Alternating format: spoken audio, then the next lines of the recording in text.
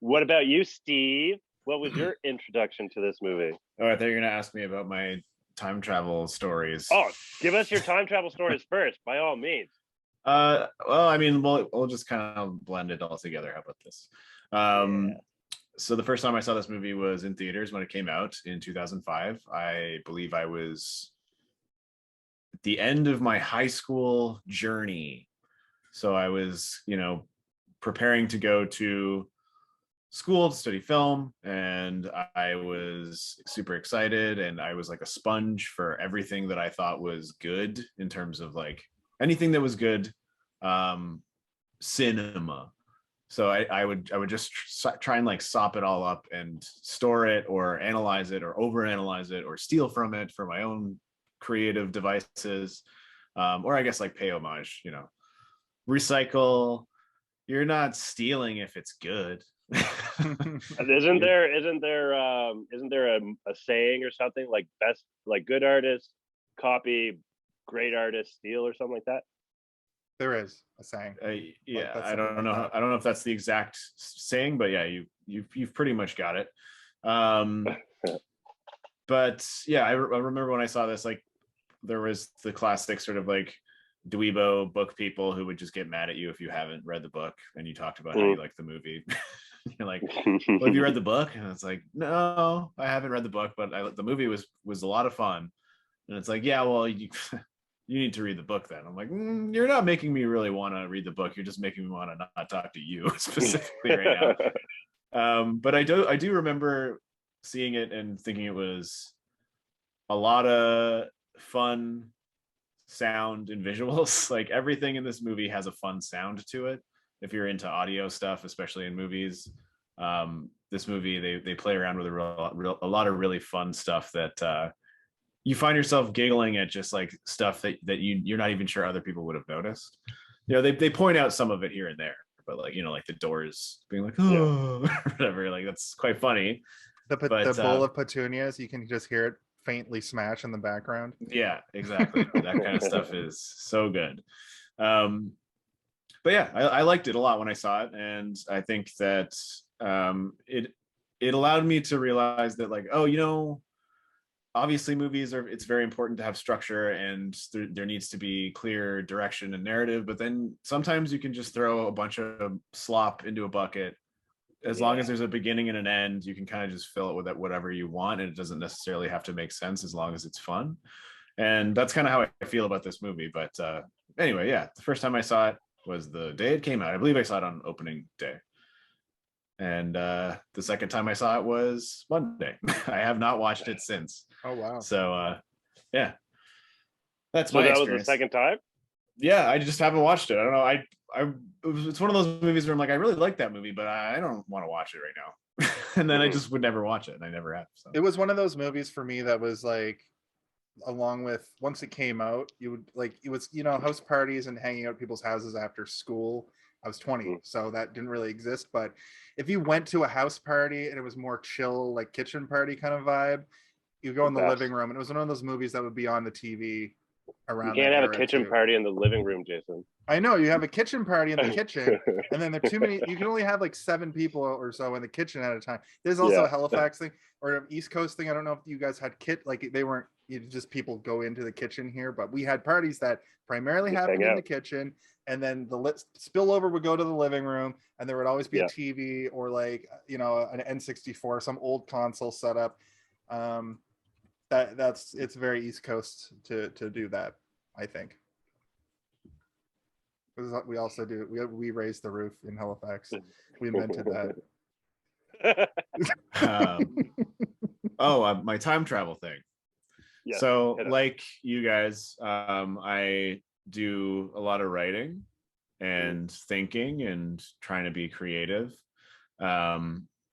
It's part of my job now, which is kind of cool. I never really, for a long time, I was just like, I'm just going to be a nobody doing nothing my whole life. And I'm like, oh, I get to write fun stories.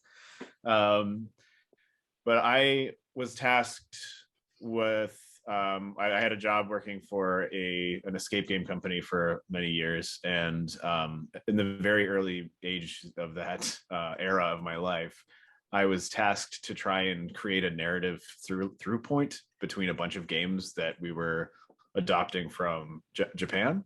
And we'd purchased all the rights to build the rooms and use the puzzles and all that stuff, but their games didn't really have any kind of narrative, even though they called them Volume 1, Volume 2, Volume 3. They just had nothing to do with each other. So I had to try and create a through point between these stories. And it never really went anywhere, but I did work with one of my friends, and she and I came up with this super intricate time travel device. And because the second game had to do with time travel, so we're like, okay, so the first one has nothing to do with anything, it's just a room full of puzzly shit, and the third one, same deal, but the second one is all time travel stuff, and the whole mechanic is time travel. So we came up with this awesome. We came up with this like really over convoluted sort of lore system where we started, and then we're like, we'll work backwards from there. And so like the system was like, there's a company that can only send things back in time. It cannot travel forwards in time, so it would send information backwards in time in order to like make smart business decisions or investments and all these things, so that the company in the future would be able to maintain financial control of, you know, its reaches or whatever. And you had like a person in the past and then a person in the future who had to like pretend in the future that they didn't know anything about this group. They just kind of appear in the room. Yeah, it was really well put together escape room, and I hope that it lives on. Like somebody stole that idea. I worked in it. Oh, nice. Is that where you guys met? Yeah. No. Well, not really. I mean, that's where we became friends.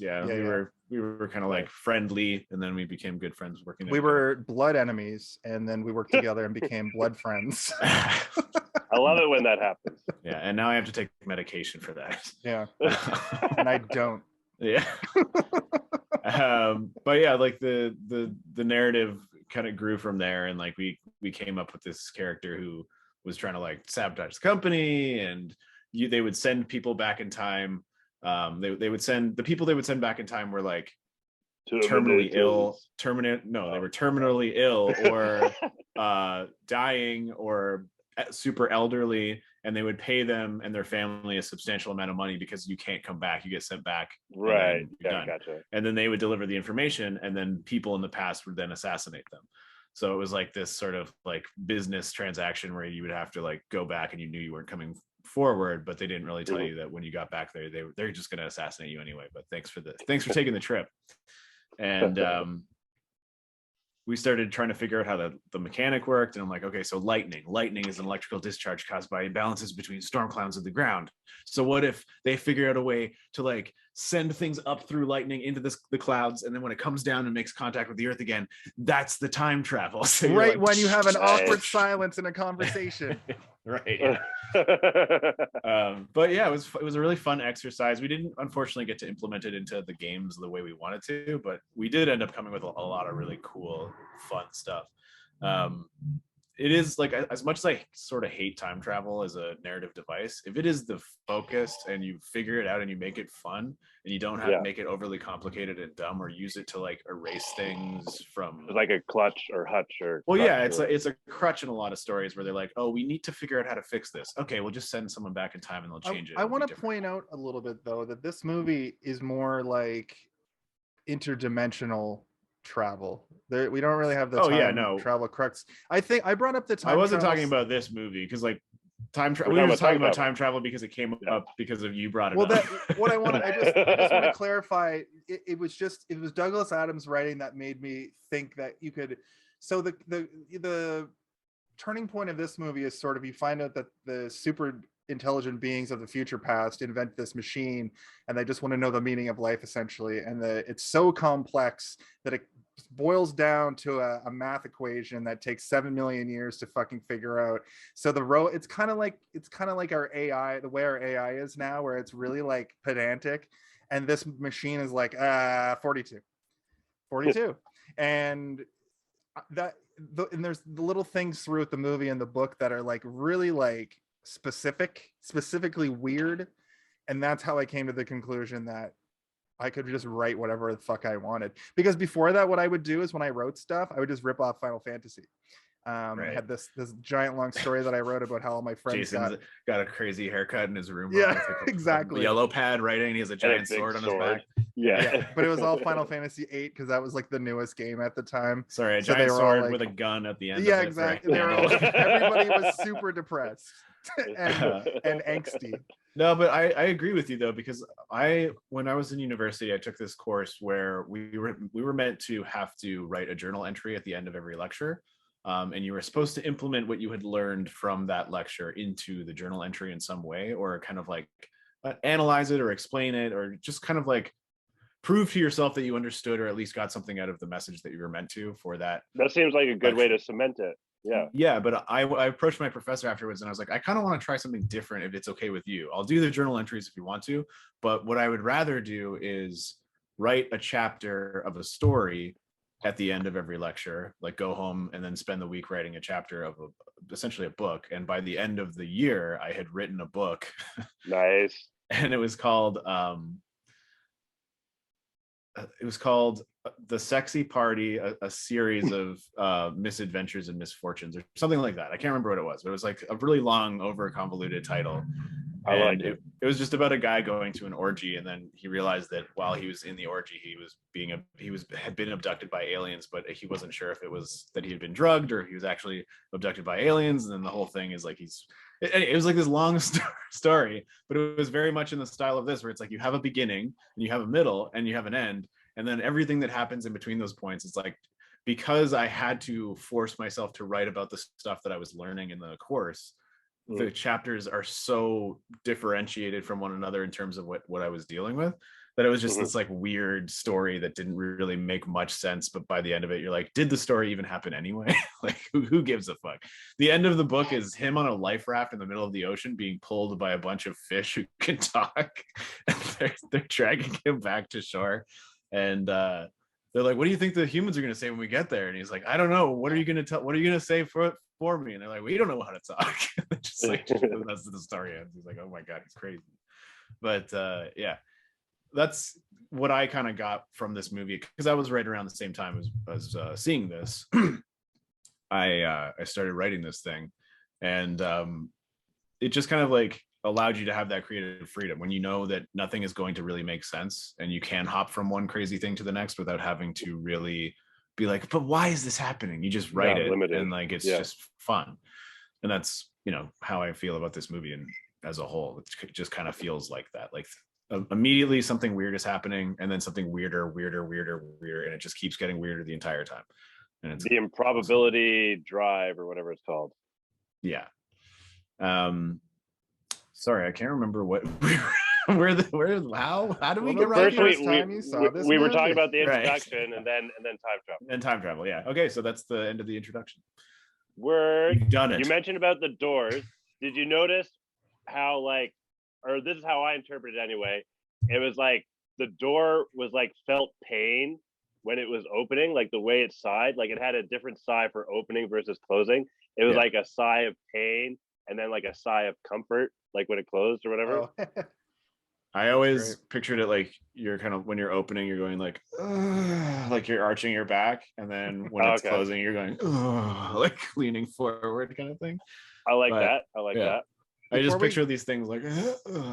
Before we get into the bulk of the movie, I just want I thought I was going to look up the director and it was going to be somebody notable, but the director of this movie only has did a bunch of music videos, like a bunch of British Radiohead and Blur and fucking who's the bald guy who used to be a DJ? Anyway, Moby. Anyway, Moby and Macy Playground, which is he's got that one song that I like, the one about God. Crazy Like I Should. Troubles with God. So right, okay. Anyway, but Moby's fine. I think nothing wrong with liking Moby. That's cool. He's not canceled, is he? No, but the thing I noticed also, I don't think he's British. I think I just said British because I saw Radiohead.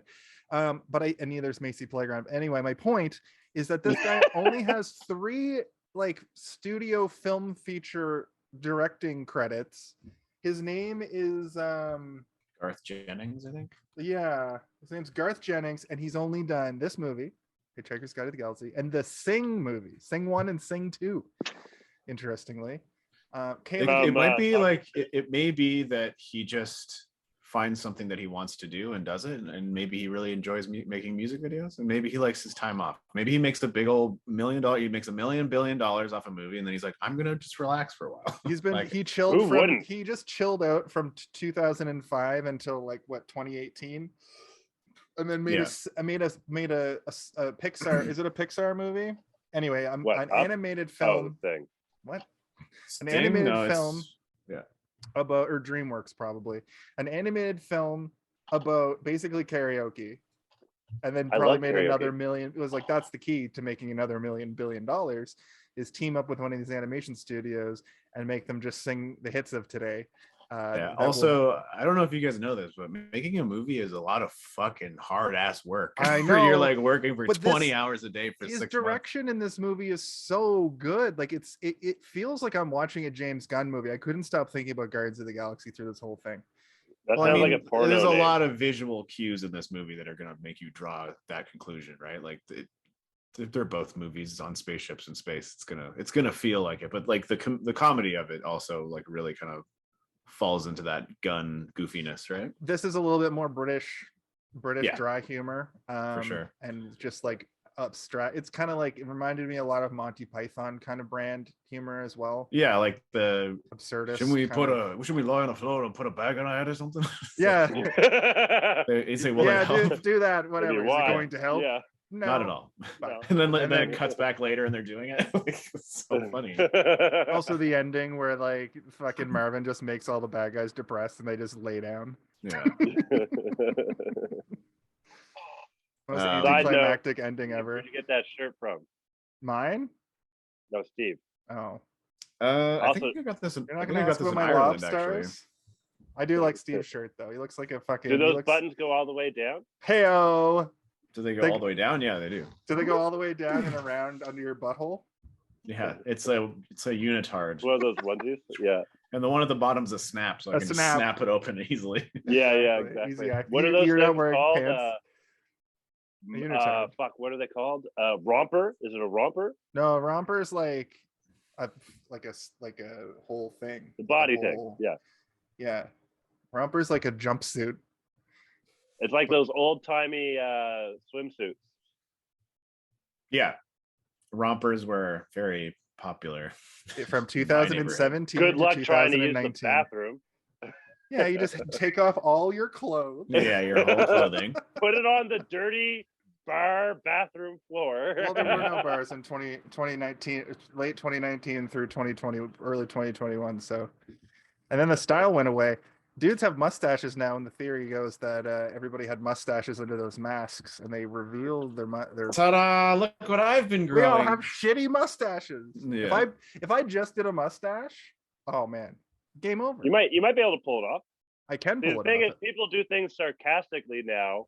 It would be sarcastic, but it would be like a fuck you to people that have shitty mustaches sometimes. Be like, look at my dope. Is this are you digging at me with a rusty mustache covered screwdriver right now? Rusty mustache over here with my shitty mustache that I had. My shitty mustache. Mustache. I can't grow one. Kaylin, right the ship. Let's take us back, turn us into a couch or a potted plant or a ball of yarn or a bunch of flowers. That scene is so I think good. I'm a couch. You don't even see them as flowers. They're just wiping flowers away from their eyes, and it looks so real. Them out. Yeah, and it looks disgusting. A lot of the stuff I'm like, ugh, why is that so gross to me? The yarn. I think I'm a couch. I think I'm a sofa. I know how you feel. So before my introduction to this movie, I remember I think it was high school, and there was a girl and my teacher talking about something, and they had like a little laugh, and I think the teacher said 42. Like they were talking about something, and then the teacher said 42, and they had a little laugh. I'm like, what are you guys talking about? And then I saw this movie and then pieced it together, like, 10 years later or whatever it was. So I saw this movie when it came out on DVD after one of my regular visits to HMV, and it had one of my favorite MCs at the time and still favorite, Mos Def, aka Yasin Bey, who is a really good short for actor. most definitely. Most definitely. See, The Wire. I think You The mean Wire most made definitely? him change I said most. It sounded like you said most definitely. It's short for Mos Eisley. You know the show The Wire? Yeah, They I've seen every said episode. that a lot. They say, "Oh, Mos Def, Mos Mos Def." Def. I think that made him change his name, which kind of makes me feel bad. Wait, But is at the that same time, was he like, my rap name is most definitely? Yeah. No, it's in one of his songs. Wow. Yeah. That's good. That's good trivia. Honestly, that's good trivia. I like that. Next time you guys are streaming, I'll hit you guys with some more trivias. Sweet. Come by most of our video game streams, because Ultra Pikey, who just commented in the chat and then bounced immediately because we weren't playing games. Well, we do trivia in the chat sometimes now, and it's great Fun because it broadens your knowledge and your mind. Yeah, it also made Steve feel stupid, I think, because he only No, I was the only one that got any of them right. So it made me feel like I was smarter than everybody else. The one that I saw, you were killing it. I came in at the tail end. I was out. That's the stream that you got that you did because I couldn't do. Oh, Ultra Pikey is still here. Sorry, buddy.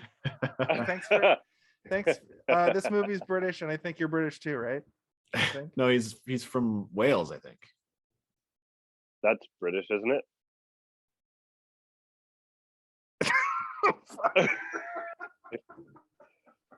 Anyway, we're Canadian. We're not even American. Oh my god. Okay. Fine. So this movie, Hitchhiker's Guide to the. Oh, I got to put it in front of me for you to see. I'm gonna read the back. And then we'll do our little body of work and have some fun and laughs and theories and thoughts and feelings. Let's see what it says. Here's the absolutely hysterical, wonderfully wild, cosmic adventure comedy, The Hitchhiker's Guide to the Galaxy. That's a good. That was well put. Based on Douglas Adams' worldwide best-selling novel and starring an outrageous intergalactic cast, this is one ride you don't want to miss. Seconds before Earth is destroyed to make way for a new hyperspace express route, mild-mannered Arthur Dent is whisked into space by his best friend, an alien posing as an out-of-work actor, and so the misadventures begin as he and fellow travelers, including the cool but dim-witted president of the galaxy, the Earth girl Trillian, and Marvin, the paranoid android, search for answers to the mystery of life, the universe, and everything.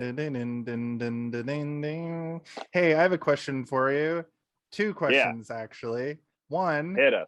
Do you think Sam Rockwell's performance was directly based off George Bush Jr.? I don't think it was. He said otherwise.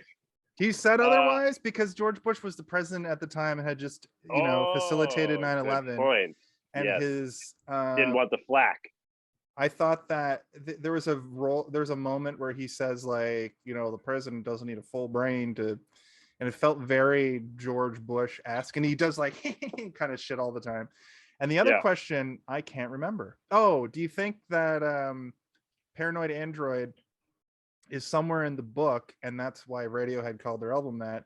Third question, do we ever I actually watched this movie, and I was waiting for them to do the Ford Prefect fucking thing from the book where they explain it, but I don't remember them explaining it. What? So do you guys know where the Ford Prefect comes from? The car. That's the car that he met. Yeah, but does he say a little line where he's like, I'm the first person? No, he just doesn't say the name of the car. He says, "Isn't it weird that I was trying to shake hands?" I can't do his accent. Like, he doesn't have one. Don't change the subject. Don't change the subject. I just want to know if they say it in the movie, because in the book in the book the narrator is like, the first thing he saw was a Ford Perfect, or he saw an ad that said Ford Perfect. No, and he misreads it, and he's like, I'll just call myself. What happens Ford in the Prefect. movie? What happens in the movie is he says, "Do you remember the day we met?" And then it just cuts to It him was a going, little odd. and then he jumps out of the way, and it clips back to him going, "Don't you think it was a little weird? I was trying to shake hands with the car," and like that's yeah. I thought that was That's the. all. But in the book, that's what happens. He sees Ford Perfect and he misreads it. I've already forgotten all your other questions. No, the other questions were the second one was is Paranoid Android is the name of a Radiohead album, and I'm wondering if it's from the book. That was sort of a rhetorical question. It was more of a And the first question I don't remember now either. Don't worry, we'll watch it on it's the Friday playback. nights. Maybe ask them one at a time next time. Or I'll write them down. Question I pulled a Kaylin and I just like tangented and then almost forgot my second question, which became my third question. You know what? Those are my favorites. Those are my favorites. I don't want to. Can I do want to say one thing. The answer is answered at 42 minutes into the movie. Is it actually? That was most definitely on purpose. Oh, I'm gonna go grab a beer so I can catch up to you guys. He's gonna join us. I love it. I love it. So the thing too is I was waiting for the name drop and I was like, there's no way they're gonna say the name of the movie in the thing. And then it said the title card came up and I made a note. It's like 15:30 but the title card comes up, and even still I was like, there's no way they're gonna say. And then the narrator said, "The Hitchhiker's Guide to the Galaxy." They say it at 4 minutes and 4 seconds. Oh really? Yeah, the narrator says it almost at the very beginning. Awesome. Yeah, that's the here we go, another Roman candle to light my booty on fire. That's what happened. My you got into this mess in the first place. I have to be careful with how I talk about my butt play.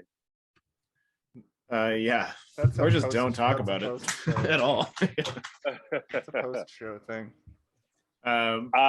So do we want to go into the sort of, we'll just kind of walk through the movie and talk as we go? Yeah, I personally like that, and I think for some movies it's much better. That's how we do it. I think for some movies it's much better than others, and I think for this movie it's like let's just take a walk down the. Okay, just hitch a ride. Go through the movie and talk exactly. Oh, to go back. Look, I have Hey, here's a question. Do you guys have Hitchhiker's thumbs? No. There's a bit of a curve, a little bit. No, you're almost double jointed comparatively. No, it's just a curve. Mine looks like it just goes like straight up and then straight out. Like that's what you said. There's some people like a corking knife. Like their thumbs go like that kind of. I can't do it because my thumb's like so that. But here's something interesting. As unremarkable as the director is, the screenwriter for this movie, dude, he wrote. Unremarkable. What do you mean unremarkable? So he just rude. made an amazing movie. Have you seen any of the music videos he's done? No, they're probably great. I think the one that he did is they're probably pretty unremarkable. One of them is the one Lotus Flower, where it's fucking the dude from Radiohead just dancing. Have you ever directed a multi-million-dollar movie? Yeah, it's called Hey, Did You See This One? And I'm doing it right now. Okay. So he wrote The Rescuers Down Under. He wrote Honey, We Shrunk Ourselves. He wrote Chicken Run. He wrote Chicken Run's good. Over the Hedge. Wasn't that the one with Mel Gibson? Chicken Run?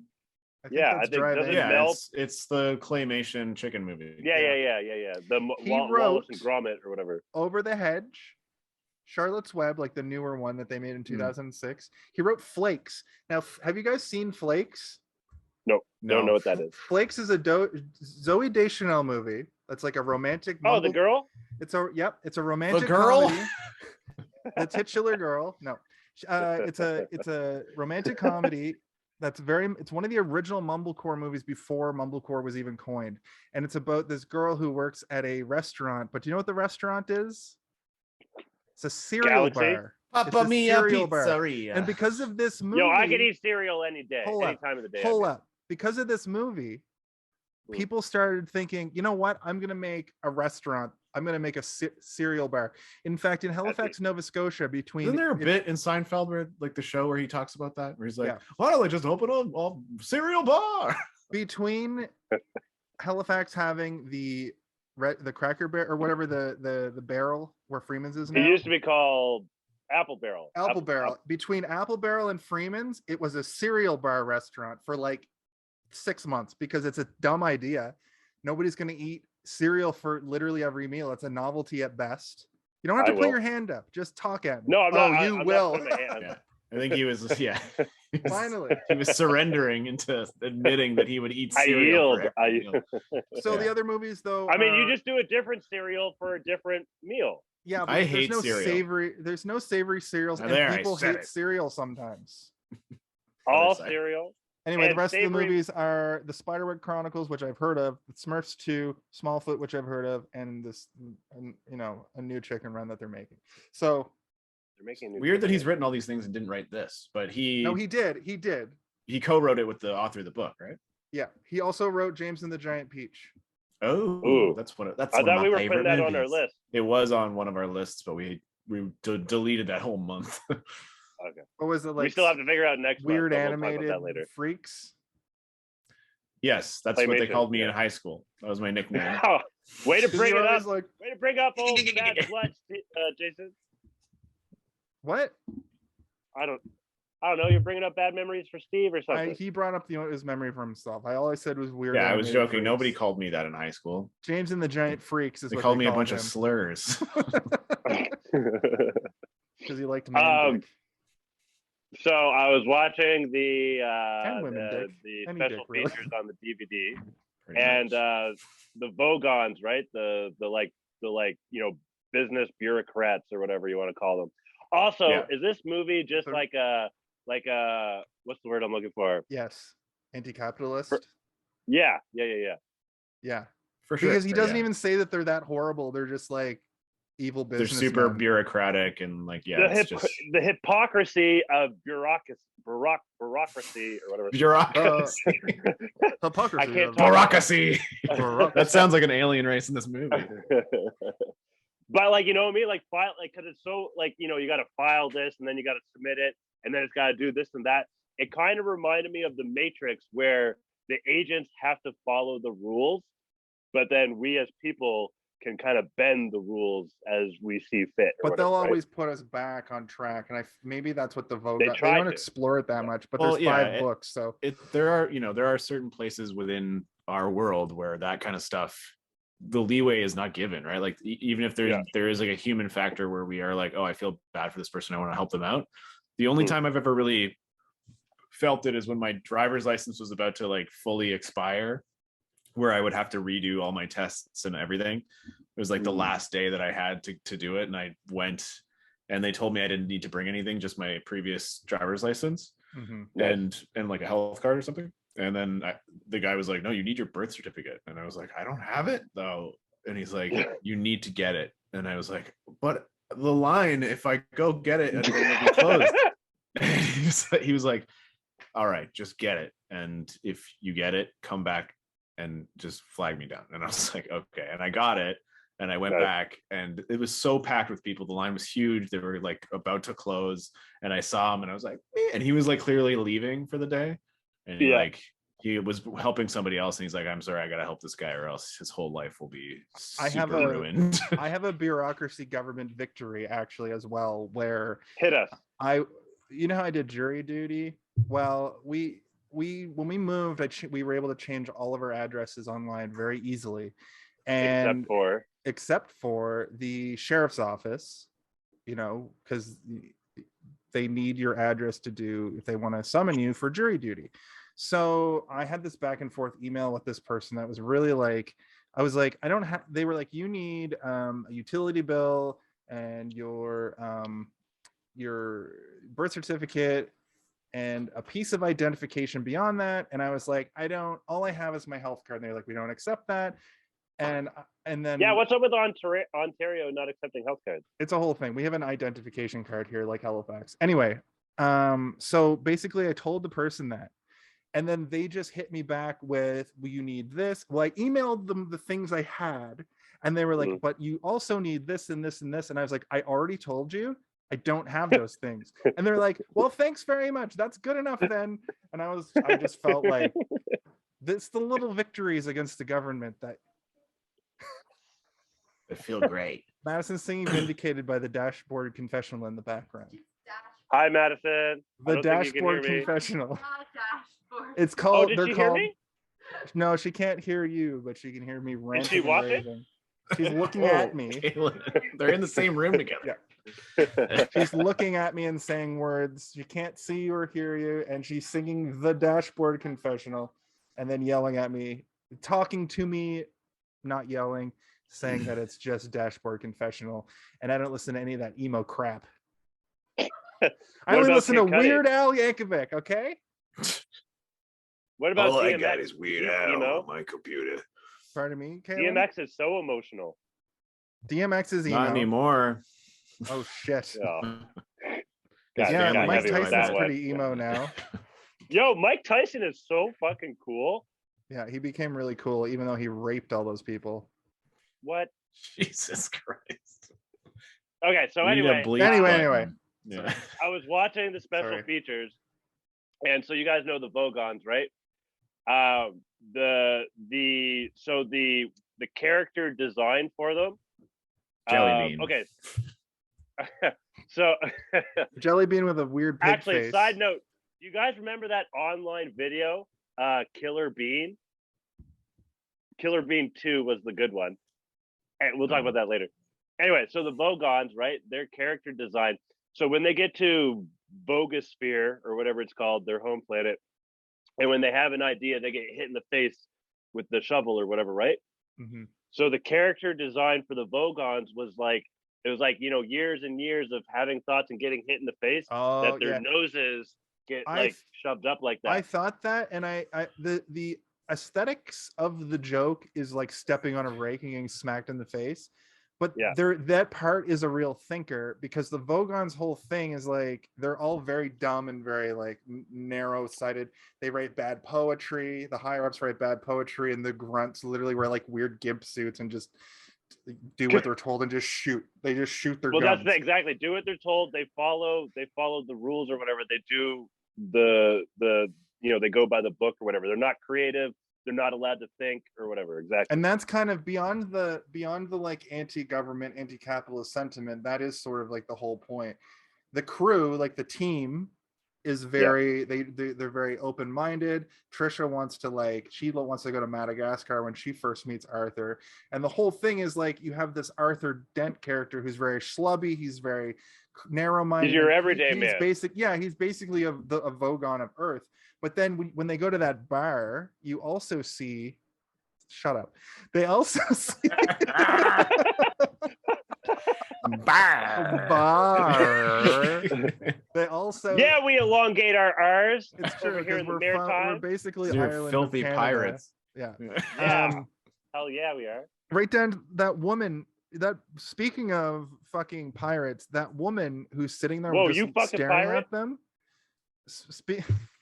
That woman, when they're in the bar scene, and there's just a woman in the background just staring at Ford and Arthur as they're having a conversation about how they have to leave, and she's just staring. That's like, you've seen that barfly before, who just doesn't the really tranquilized people who are wants like some sort of stimuli, so they're gonna pay attention to the most interesting thing. That's people happening. watching. Yeah. I love people watching. That's a Halifax. I think I knew that woman in Halifax as a regular at like Gus's pub. Man, yeah, yes, he is one of them. I didn't really consider that, but yeah, he is beaten down by life. But I mean, he's passionate about his home, but he's also lazy. He likes tea. Clearly, he loves tea. He loves tea even more in the book. Well, if you're in a stressful situation and you can't have your favorite vice, you're gonna lose your gosh darn mind. That's true. That's true. Do you know how much damage you would do to this bulldozer? None at all. None at all. He goes, how much? Yeah. How much? None at all. None at all. You're an insignificant human. And I love the juxtaposition. It's not really a juxtaposition. It's more like it's a framing device that's like, his house is getting demolished, but also the intergalactic construction crew is going to demolish Earth. So when Ford comes up and is like, Ford comes up and Arthur's like, my home's getting demolished. And he's like, how'd you know? How do you know that? I love that.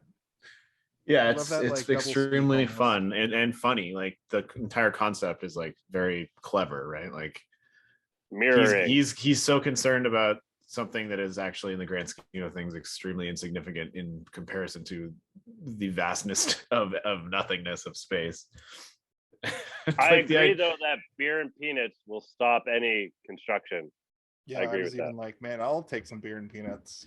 I was like, I was well, the first time I saw this and this time I was like, he's doing this for a reason, right? Like he's like, he'll need the salt, so it's like he's drinking it and eating it for a specific reason, of which is not really explained to us. I think, I don't remember exactly, but I think there might have been something in the book where when you're traveling, you have to have like a high salt content in your blood or something, right? Because I think there is a lot of stuff in this movie, since you can't, like, the book is short, but it's still a book, you know what I mean? Like there's a lot of shit that they had to just like truncate.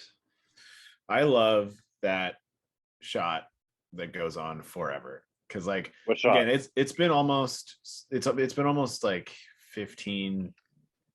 Wait, how many years has it been? It's been almost 20 years. 17 years since this movie came out, so I haven't seen it in 17 years. And the great thing about not watching something for 17 years is most of it is gone from your head. And the shot where he's lying, where he's hitchhiking, and it goes like dun dun dun dun dun dun dun, dun. It's like very much like a Star Wars Spaceballs, where it's like, you know, when is it going to end? It's so big. Oh my God, it's so big. But then it keeps going for even longer than you think, to the point that it stops becoming funny and you're just staring, and then it becomes funny again because it's still going.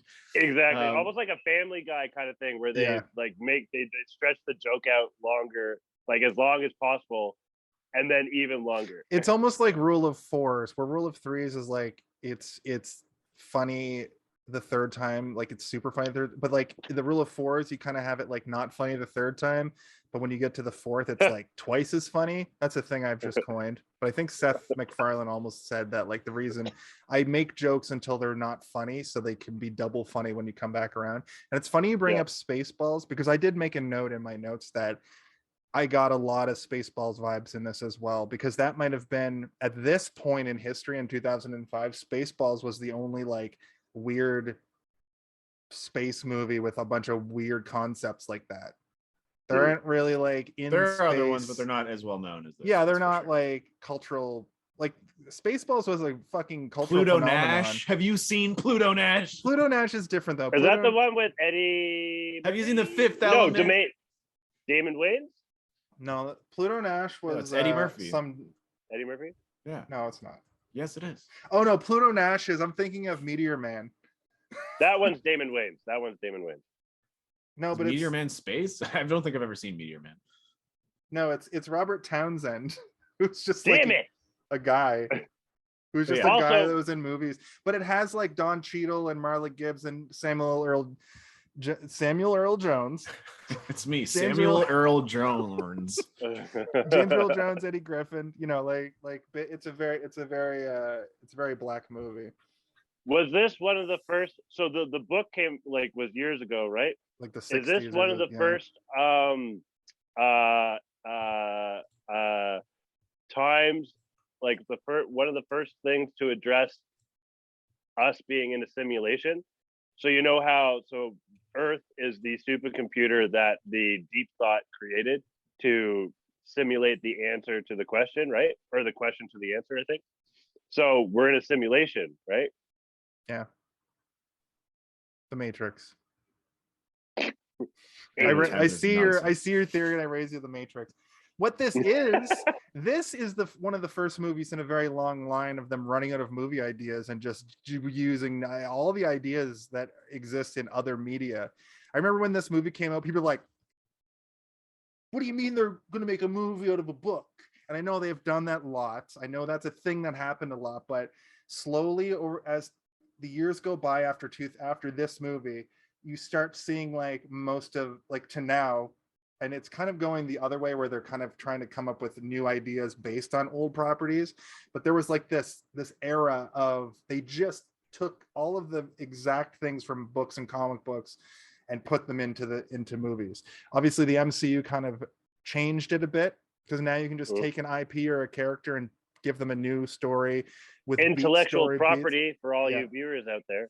But for all you viewers, did you call all of our viewers Oh my god, stupid? okay, I gotta go ahead and say, like, listen, the Harry Potter movies came out before. The reason this movie was made is because of Harry Potter. Not This movie didn't really start a revolution of any sort. But The no, Harry Potter movie. Well, it had agree, but- radio. It had like a TV show and a radio show or something, right? Well, Yeah, because it's a beloved 80s book TV series, right? Like, yeah, so like the books I think came out in the 70s, like late 70s, I believe, is when they were I think published. so. No, And, I like- think I think it was the 60s. Let me just double. Sorry, but you know what I mean. Like the trend. This was part of that. It was published trend. in 79. Oh, Right. because the TV show is 1981, so they wrote 79. Well, yeah, because it was immediately popular. Like it was something that came out, like the Harry Potter phenomenon, where like that came out, and the first book was just for some reason super duper popular, and you can't even really explain why. Like Right there's been moment, books right, about wizards right forever. moment, right time. People Yeah, wanted exactly. a new kid series. There hadn't been a kid series in a minute since like Goosebumps, really. Yeah, but the Harry Potter movies really sort of proved to like the viability to Hollywood that like, oh, children's books can also be made into movies. And Yeah. you know, Lord of the Rings came out earlier than that, but like Lord of the Rings isn't really a kid's book. I think there Like, was a kids can't cartoon read it. version, wasn't there? There was a Yeah, there's cartoon a Hobbit and a shitty- cartoon. Yeah, they're just Shitty. bad. Yeah. I think there's a Lord of the Rings as well from the 80s. There is, yeah. cartoon I've seen that both of them. suck. And there's a video game based on Lord of the Rings for Super Nintendo that is also fucking god awful, but follows the story of the But like you're Philosopher's you're also right about like this weird sort of like Hollywood barfing out just everything. Like it just was like a floodgate opened up after Harry Potter, and like this is something that came out of it that is actually quite great, and I'm glad that floodgate was open, because you can pick through the corpses after everyone's drowned and be like, oh, look at this beautiful corpse. But like none of these other than Harry This Potter, one none of isn't these, that waterlogged yet. but there are more books in the series, right? And they didn't make a sequel to the movie, and they don't plan on it. I and they're- assume this book kind of encompassed bits and pieces from all of the books as well, well. I've never read the book, so I can't speak to it, but I think that one of the books is called The Restaurant at the End of the Galaxy, and that's what they're talking about going to at the end of the movie. So I'm like, I assume there's more to the story that I don't know about. But like, do you remember those Aragon movies? It was like a series of dragon books, like some 19-year-old kid wrote them and got super famous for his great books. But then they made the first movie, and it was like, remember it was one of the first times that ever in a movie I was like, are we allowed to leave? Like, do I have to stay? Can I just go? And we did. We left like halfway through this movie because I was like, I can't watch this shit. They've man. tried and failed. It's like after Harry Potter and Twilight, it seemed like people were just writing books that they were like, please. They even make a joke about it in The Office because Pam is like, I'm writing this book about this girl who goes home and finds a unicorn or fucking whatever, and she's a unicorn girl, and it was sort of like lampooning the fact that people were just writing garbage all through the 2000s and with the intention of getting their, Hunger Games was a success. For every Hunger Games, there's a fucking Maze Runner. But Maze Runner also got made into a successful series of movies. But not at it the was level. okay. I know it's not the I level, guess. but like you're using an example of something that is also like proven that it like was, there's like Divergence. That one was like, this is the next Maze Runner, guys, and then it was like, no, let's shoot this but thing. You know what I mean, right? Like I do know what you mean. Yeah. was the time when. But my point about this movie is it comes from a time where they were just trying to put, like, Hollywood ran out of ideas and they were doing the press. They're pressing, putting books and IPs that already exist.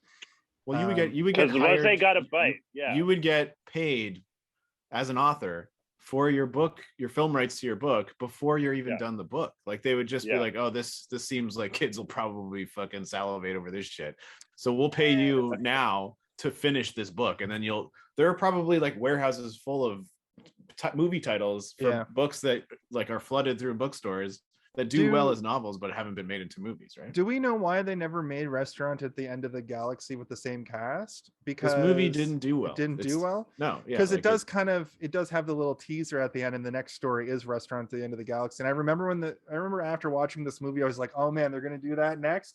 Nothing. And then everybody in this movie went on to become mega actor stars. Martin Freeman did The Office around this time.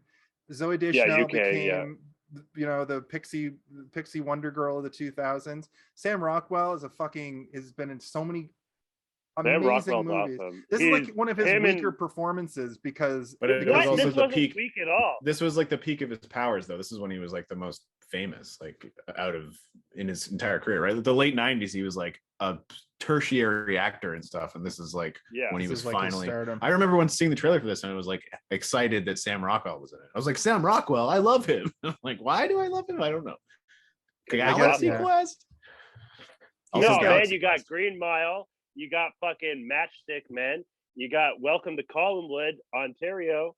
All movies I would not have had seen at this point in my life when Hitchhiker's Guide came out. Moon. I think that was like 2009. Oh, Moon was actually really good. Moon's yeah. great. If you haven't seen Moon, Sam Rockwell basically just does Hey, one of those did you like, see that one? hey, did you see this one?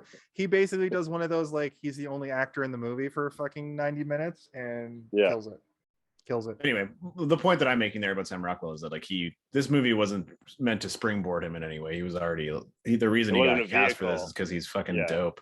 It's and true, then John Malkovich is just like always. Well, John Malkovich was John weirdo. Malkovich They're like, we need a point. weirdo. What weirdo do we want in this role? I just found that he was one of his I know in the book he's like that character is wacky and weird. Mm-hmm. I just thought that it was probably very easy for it wasn't his range allows him to do this very easily. It was in his lane. I didn't think it was a great performance just because I don't like the character that much. It's a better literary character to read him being wacky than to like see it. Well, if you can have you ever seen the movie The Gentleman Bronco? It's like made by the guy. The Gentleman Bronco? No, yeah. it's got Tremaine from yes, it does. Play the Concords, right? You don't even have to finish. It's the guy, the guy who made Napoleon Dynamite and Nacho Libre and all that. It's like very much in that sort of like it's like an adult a tourist with a high school kid, right? It's it's a kid goes to a literary camp where it's like a creative writing camp, and you're meant to write a short story, and then the professor, or he's not a professor, but he's like a famous novelist, who's got all these like sort of famous science fiction novels, reads them, and then he picks a winner. And he tells the kid that it's like the worst story he's ever read and it's terrible, but then he steals it, publishes it. Yeah. But he's like rewriting it slightly. So it's like a little bit different. He's like, Bronco, I can do better. And he like deletes it. And he's like, Broncanus. Just like changes it to Broncanus. But it's Sam Rockwell in that movie it's almost like this character with a little bit more toned down at points, and then like jacked up even further at other points, and it's super fun because there's the real world that's happening during that film, but then there's also the narrative of the two different versions of the science fiction movie that are told to us visually, and Sam Rockwell plays both Bronco and Broncanus in the two different versions. Like one of them is like he's basically like this sort of like gender fluid like android man, and the other one he's like like a crazy like machine gun guy riding a saber tooth. It's like I can't believe I've never seen that. That's one of those like I always meant to watch and just never like got around to it. Because we got to put it on the list. Even before I did my like get into movies thing in 2020, I still watched a lot of movies, but mostly like I'd watch whatever, the new Wes Anderson or the new comedy from like the Seth Rogen crew or the new like absurd comedy from like, or the new it was a lot of comedy. And that would always come up on the docket. And for whatever reason, I just never got around to it. You should watch the trailer because it will probably make you want to watch it. So, Monday night. True. Yeah. I'll try to remember it. I did. What was the significance of the beer? Why did Ford like drinking beer so much? I assumed that he was doing it because he needed it for some purpose when he was, or maybe he just wanted to be drunk when he had to do this extreme desensitized. Mission. Yeah. There could be any answer to that question, and the smart thing the movie does is not answer it for us, so that we're kind of like, maybe it just makes him more relatable to us as human beings, being like humans like beer. I did like his line about time is illusion, lunchtime doubly so. And that line really stuck with me because my work shift is like an evening shift. I work 2 to 10, but I call my second meal lunch even though it's not at noon. I call it lunch because Oh it's yeah, the second I worked meal. a midnight shift where my lunchtime was 1:30 in the morning, Yeah. and I still called it Oh lunch. shit! Yeah, I'm not Well, like it's close I'm to 12, taking it's close to twilight meal now, like eating a grilled cheese sandwich. I looked up just to give us a reminder of the beer thing, and literally all he says is beer is a muscle relaxant, and they're going it isn't a blood thing, like it's not a deeper theory. It's literally like get drunk because we gotta fucking get out of here on a shady teleporter into a weird spaceship. Oh, so it makes the teleportation the hitchhiking. Nope, not it- even that deep. Just literally your Earth beer makes you drunk. You're gonna need So to you be don't drunk care. to see what you see next, because it's Yeah. you know when Neo goes into the Matrix for the first time and comes out and pukes, or when he Yeah. you know what I mean, like He it's can't that kind handle of it. thing. Yeah, you're gonna want to be drunk to see your own planet with your own eyes, That's a good and point. also the I like travel, that. the travel, the travel. The travel. Yes. The big long opening scene. That's what I was. Fell down quite a rabbit hole there. And then they end up on the ship, and I have to say, like the poetry stuff is fun, but like the most fun is just the crazy monster design, right? And that's like kind of the purpose of this whole month is June Henson, crazy Muppets and monsters. And the character design for the Vogons is so good that they look. I wrote down that they look like a literary painting. If that makes sense, like they look like they're an based image. on the cartoon. They're based on a the political cartoon. Well, cartoon. in the book, as I recall, the Vogons aren't as descript. Like they're not described the same way. They're just kind of green beings that are dickheads. Yeah. But in this, they look like Jim Henson creations, and they look like I actually watched this movie in like high def, and I was just in awe of these faces because they were so expressive. Yeah, the articulation is out of control. It's next level future. Did they enhance it with puppeteering. CGI? Like, was it? Well, that's what I was trying to figure out, and I don't. In this think one, practical plus.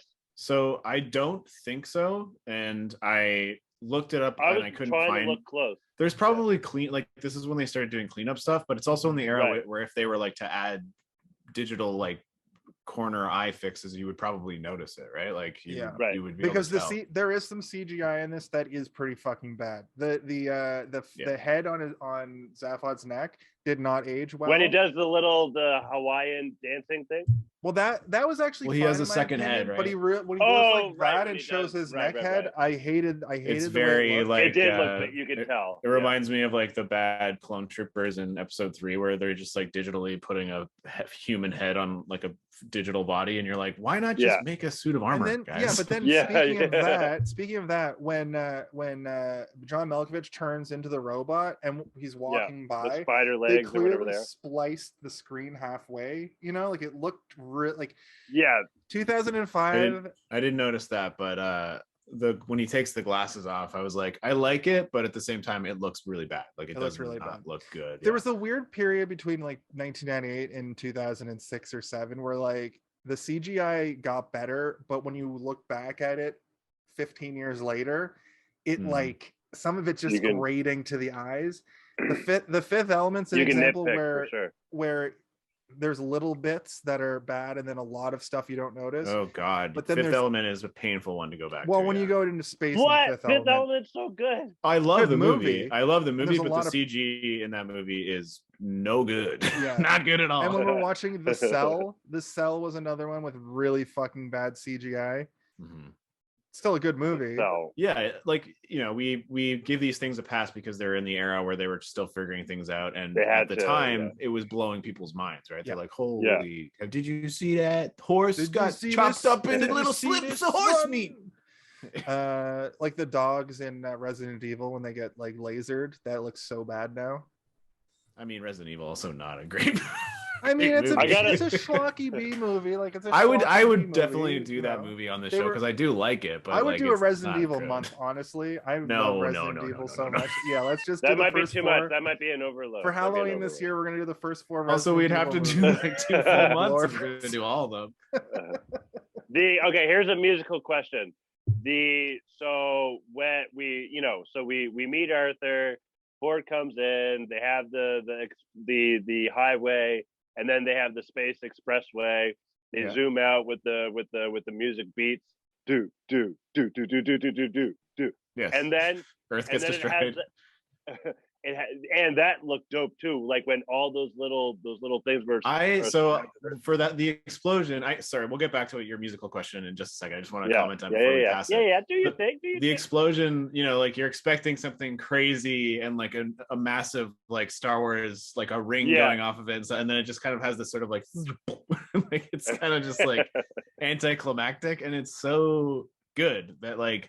You know, that is our planet, human beings. We know nothing else in the galaxy. It literally means everything to us, and it can just be erased with a little. It was great. Sorry, continue. The what's it called when you it's like a psych out or whatever? What's that called again? A mind freak. It subverts your expectation. Subvert. That's the word. Yeah, exactly. But then it gets into the actual the title sequence or whatever of the movie. We get a beautiful banjo. Right. Okay. So that was banjo or guitar or whatever. That riff. I don't know why, but for some reason I thought of Pink Floyd. Oh, it's an Eagles song. It's an Eagles song called "Journey of the Sage" or "The Wizard" or "The Sorcerer" or something. Yeah. And then they add on to it. The beginning of that song is more or less unchanged, but then. And it's pretty much that song, but they kind of enhance and they add the what's that instrument called where you play it with your hand, electric? Oh, the air one, one. Theremin. Oh, the harp. Theremin. They add a little theremin in there, and you're like, oh, sci-fi, because the theremin is literally just the music of sci-fi, right? We can all agree. I agree with that. Yeah, no, it's an Eagle song, and I remember when I first saw the movie, I was like, what is that song? I want to download the soundtrack just for opening. Thanks for all the fish. No, yeah, I'm not really a big fan of that. I like the that dolphin. I like that whole shit. If the movie had just one last wish, I would like a tasty fish. I love it. Because it's in the spirit of the movie. I think to have the because that doesn't mean I gotta like it. I know that's true, but I personally like that kind of like let's go out to the kitchen and get ourselves a snack kind of movie feel. Hey, welcome to the movies. No, I mean I don't listen. I don't hate it. I just it was like I remember being like, what the fuck am I watching right now? Where they're like doing flips and everything.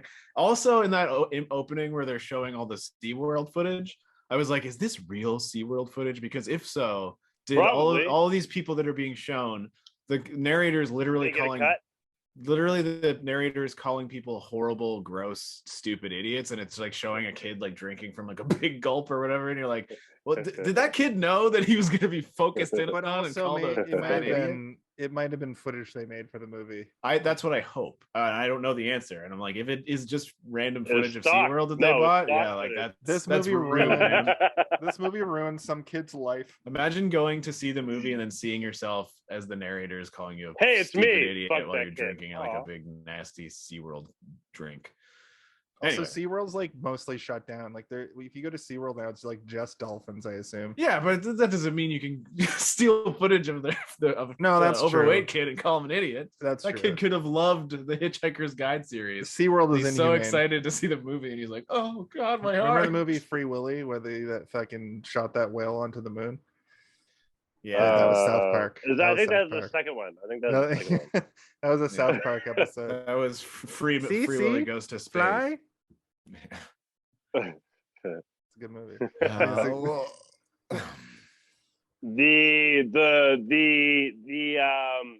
The saying the quiet part loud when the music stops trope made me laugh. Like they did it well. You know what I mean? When he's talking to Trill or Trisha. I made a note about that because Martin Freeman was on the British Office, which is even more awkward and harder to like watch than the American Office ever was, even in the first season.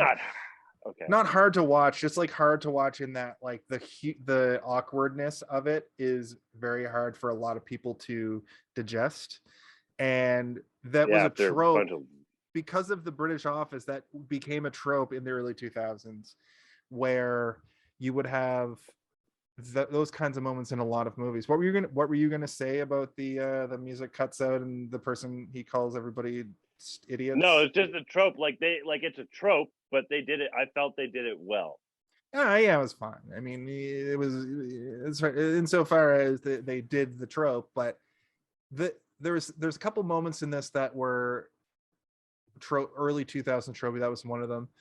The other one is something that I like, and that's just chaos humor, where there's so many things happening. It's just fucking chaos. That makes me laugh. One of my favorite tropes in any media is just when there's 7 things happening at the same time, very chaotic energy. And that happens in this movie a couple times. I love it. What else do you love? Well, the airlock scene is amazing. That's what I was trying to get to. Like the poetry. The stuff. airlock. Yeah, the when poetry. They first get captured. The poetry stuff was like, great, and just the microphone. What is he doing? What is he doing?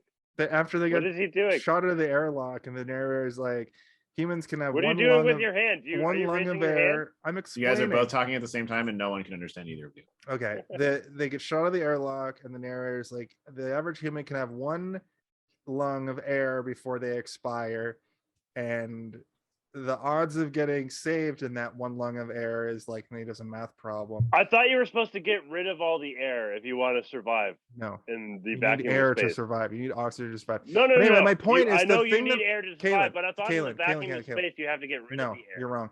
So the thing that I'm doing with my hand. Am I? I'll Google it. Do it. You actually Google something. So what I'm saying is. Did I just get burned? Yeah. So what I'm saying is the scene that I like there is them floating upwards in like far out in space, and it's clearly like just a still image of them zoomed way and they're out. moving it. And they're just moving, and Oh.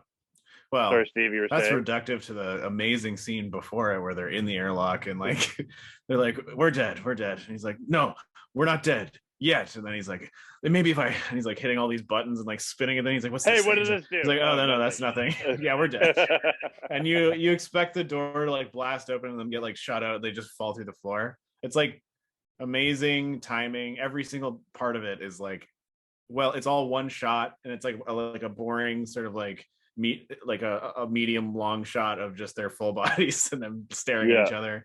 It's so well done. Like that is the moment where the movie begun for me, and I was like, I'm in. This is good. This is very funny. I like this. Well, the Home Alone of it, I would say, is when's it hit? When's the Home Alone hit? I think the Home Alone of it isn't when they leave Earth. I think it is more when they get onto Zaphod Beeblebrox's ship. Right. And the crew comes together and they start going on misadventures. Because as I was watching this, it's very old looking now, and it looks a lot like modern, like old movies look like what modern TV look like now, because the technology has like they just use it for TV now. This show or this movie would make such a dope modern show, just like a lower budget, but on Disney, so the budget's even like movie level, movie quality TV show. Yeah. I think Steve is having this problem with Obi-Wan right now, where it looks kind of cheap. Steve, I'll join you for the next episode. It looks kind of cheap for how like monumentous of an occasion it is. This would be a dope Obi-Wan would be a dope movie. I think originally it was just going to be a movie. I think that was the intention, but then the Disney Plus came along and the Marvel shows are successful. They're making everything TV shows. A series of Star Wars shows are successful. You make more money. We want to explore the character a little bit more, and like you didn't really get a ton of time to explore Obi-Wan in the 3 movies that he was in because there was so much other shit happening in the galaxy. It was more about like the disarray of the fucking. Yeah, and I think that they wanted to do like sort of an in-depth character analysis of Obi-Wan, but I mean, for me, like I'm really enjoying the show, and that's because I just love the character. I love Ewan McGregor and I love Star Wars, so it's like I can overlook any sort of the nitpicks that most people are having with it. But I thought it started strong and then hit a bit of a lull coming out of episode 2 through episode 3, and then episode 4 and on has been no lull for me, only love. I No also lulls, had only no lows. lulls. The episode I watched, The one that I watched, like the third one, didn't even have to see the first two, It's and true. I was sold. Just like the regular Star Wars. I've Yo, only seen Return of the Jedi. No, it's not true. It's not true. I've seen it all. And I'll let Gord sort them out. I've seen them all and let Steve sort them out. the fact that they made a torture thing that is that can accommodate a child. Ooh. That's also the thing that they put Ray in an episode. Oh, right. Okay. I was like, are we talking? Which movie are we talking about? We're talking about the show. Okay. Let's get back to the movie. We'll talk about Obi-Wan on the Obi-Wan show. One thing I got to say about this movie that made me be like, I want to assume it's intentional.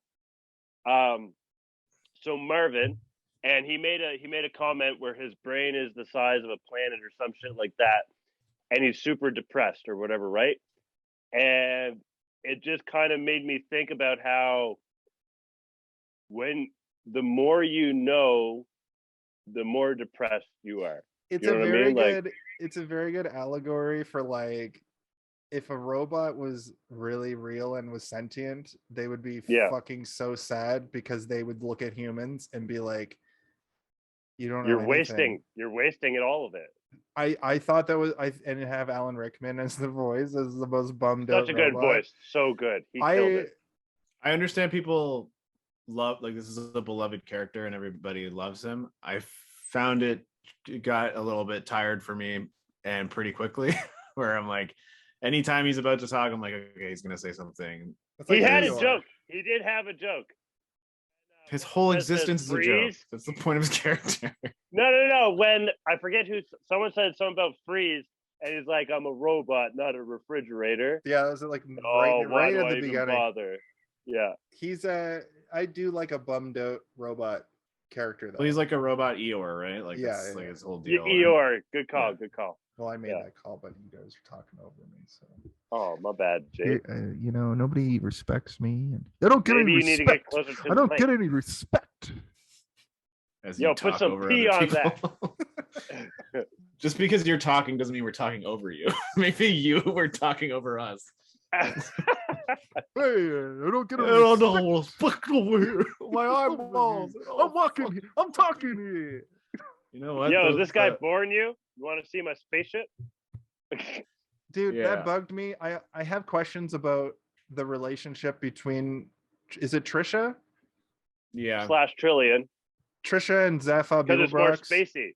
Did they go to space and like space bang, or she's not trying to fuck him? She just wants to see. That's what I'm wondering, because this is very like, it's they like definitely have been having sex. It's implied because they're wearing each other's underwear. Oh yeah, that's a good point. I thought that it was kind of kid coded, where it's like the sex part of it is kind of like subtracted, so you're not. Well, it is supposed to. But like, if you are an adult watching the movie, like a child watching the movie, you can read not understand it. But an adult is like, oh, they're wearing each other's underwear. They've definitely had sex, and now they have the other person's underwear on. Like, it implies that at one point they were both not wearing underwear. Yeah, so it's kind of a bummer for double bummer for Arthur to show up after he gets his girlfriend stolen by this two-headed freak, and then he sees that she's on this ship with him.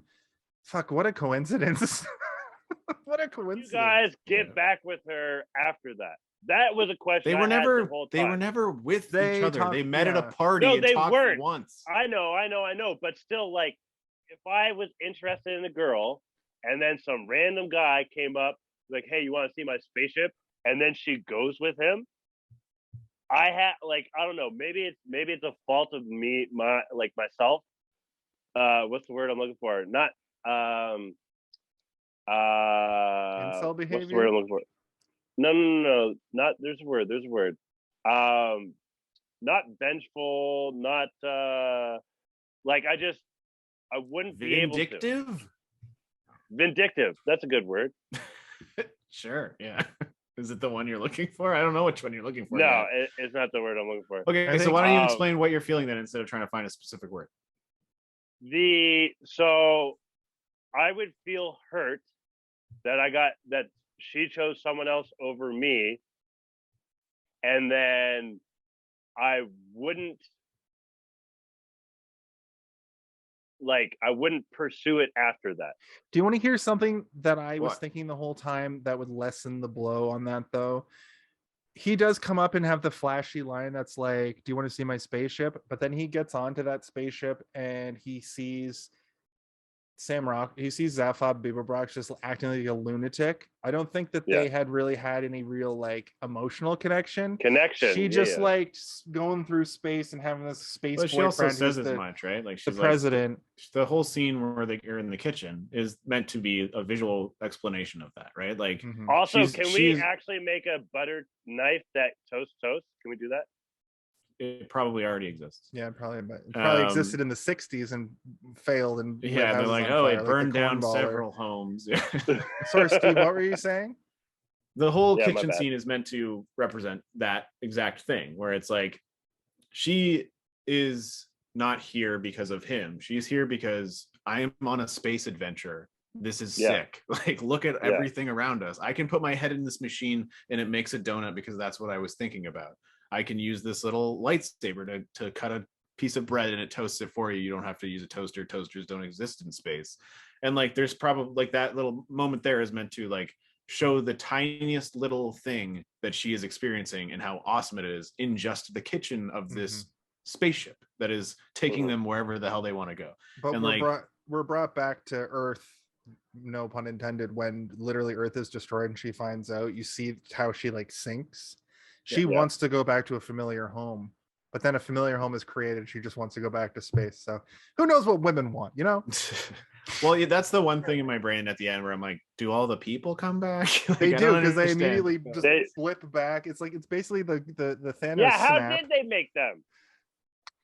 You snap them back like Thanos with his glove. I am Iron Man. That's how.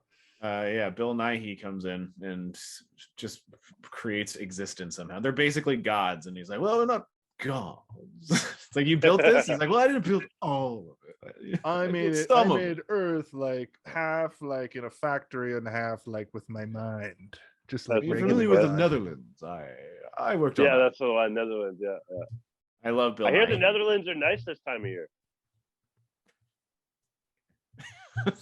I mean, probably they have the same climate that we do. It is summertime. Yeah, they have it's the same climate, Kaylin. It might be a little colder because it's a little. Yo, it sucks here. It's so fucking humid here. I don't know, but you guys are dry. Ontario's dry, right? It's we're going through the most humid snap I've ever experienced here, and the only thing I can do to get away with it is go to my walk-in fridge of a bedroom that we have a $500 fucking AC unit built into the fucking wall. Well, that's where you sleep, so that's a good place to have it. Yeah, but our last apartment was like, it had central air, and in the summertime it was temperate, and in this wintertime it was temperate, and we moved into this fucking heat box. And you're losing a lot of weight? No, because that's not how you lose weight, Kaylin. Sweat, you don't lose weight through your sweat. You lose weight through eating right and breathing. Your air has the. What about that water weight? That's different. That's water weight. So, the movie that we're watching is Hitchhiker's Guide to the Galaxy. Just to go back to that for 1 second, the misconception is that when you sweat, you lose weight. Basically, your sweat is just like the moisture in your body, getting rid of toxins and getting rid of and cooling down your body. That's the misconception. Right. You don't lose weight by sweating. That's what workout. You can't just work out and get fit. You have to work out and eat right. Oh, really? Yeah, you can't eat shit. And I challenge that. Lift some weights and be like, now I'm healthy. Well, your metabolism hasn't. This guy. Your metabolism. You're like in your 30s, and your metabolism hasn't clicked over yet. I used to be. I'm a late bloomer, Jason. And in my 20s, I could slam down on some McDonald's for hours and not get fat. And then I turned literally 29. Teen burgers. When they had 2 teens for $6, I eat 6 of them. You're a maniac. I love teen burgers.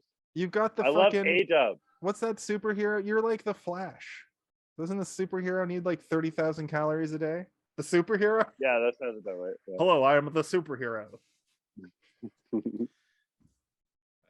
I kind of wanted to talk a little bit more about what you were talking about, Kaylin, where he is acting insane for a person that has only known somebody for a party, like, and then to be like, yeah, so this guy's a real piece of work, huh? Well, what else do you guys share? And like he's like saying all Super these jealous, really weird passive aggressive comments that are like bordering on actually aggressive, and she is doing her best to shake it off, right, like the entire time, and she finally just says like, can you fucking chill out, man? It might be a Like, symptom of the writer, like Douglas Adams comes from a different time kind of thing, and if this movie was done now, it wouldn't just be like Ford Prefect is a black man, check this out. It'd be the gender role stuff would be a little bit different. It wouldn't be so like it wouldn't be Arthur Dent getting all fucking bent out of shape about meeting a girl at a party. And also, you know, we have to give it a break because it is a movie and like it's meant to be fun, and like you have to create these sort of foils within relationships in order to have the relationship mean anything at the end. I did think it was like a weird, it's like the way my brain works now, the way that things like media works now, where you know you don't have a damsel in distress anymore really, but seeing her like being like dragged and bound and like, you know, there's a scene where like she's on the Vogan planet and she's like, they're like dipping her in shit and they're about to kill her and they're like interrogating her, and I'm like, this, like, it's so fucking weird to see that because it was 2005 and the damsel in distress trope was still very, very real and happened in everything. Yes, you don't get the man. I will say though, this is like it's not as bad as a lot of. No, she's a very strong female. She's a very strong female character. Yeah, absolutely. But they're also taking the scenario of the damsel in distress, and they're like, what is the funniest way that we can have them solve this without them being literally showing up with guns, which they try to do, and then they have to end up signing it. They have to fill out paperwork and shit, right? Like that's extremely funny because they're taking the thing that we all know as a trope and we've all seen a million times. And they could have had a fun action scene where they have to go through the bureaucracy with guns and deal with it that way. But them having to actually go through the fundamentals of like paperwork and stuff is funny. It is quite funny. This isn't a presidential relief. Yeah, but that one's blue. Yeah. And like then he has to go fill out another form. Yeah, it's like very good. But you know, I think that like this movie does a lot of that where it plays with the tropes, right? They're like, what is the thing that people would expect to happen? Let's try and do something that's either similar but really different, or like the complete opposite. Yeah. And I think that it succeeds in all of those tasks. But you know, I wrote down, remember that sound effect in Dreamcatcher where he puts the hood on? Like it's in this movie. It's in the movie. Sweet. I found it. They use the same stock sound effect? Yeah, it's like a stock sound effect that's in like tons and tons of stuff, but it's when they're like the president is like breakdancing to avoid getting shot. Oh, and like pew, pew, pew, yeah, and everything's exploding around him, and like one of them like goes over his shoulder and hits a wall, and you just hear it like clear as day, like I was like, it's there. Nice. I have to make like a tally list now for all the movies, and like if I can find it, I'll let you guys know. O'Connor scream or whatever it's called, the Wilhelm scream. The Wilhelm scream. There's like 3 of them or whatever. There's a bazillion examples of movies that they're in, but yeah, there's like there's 2. There's the Wilhelm scream, which is like in everything, and then there's a second one that's like the Wilhelm scream 2, which is also used in a bunch of Star Wars. Yeah. I'll be back in 2 seconds, gents. Keep going. Okay. No, we have to stop. Dead air. No, keep going.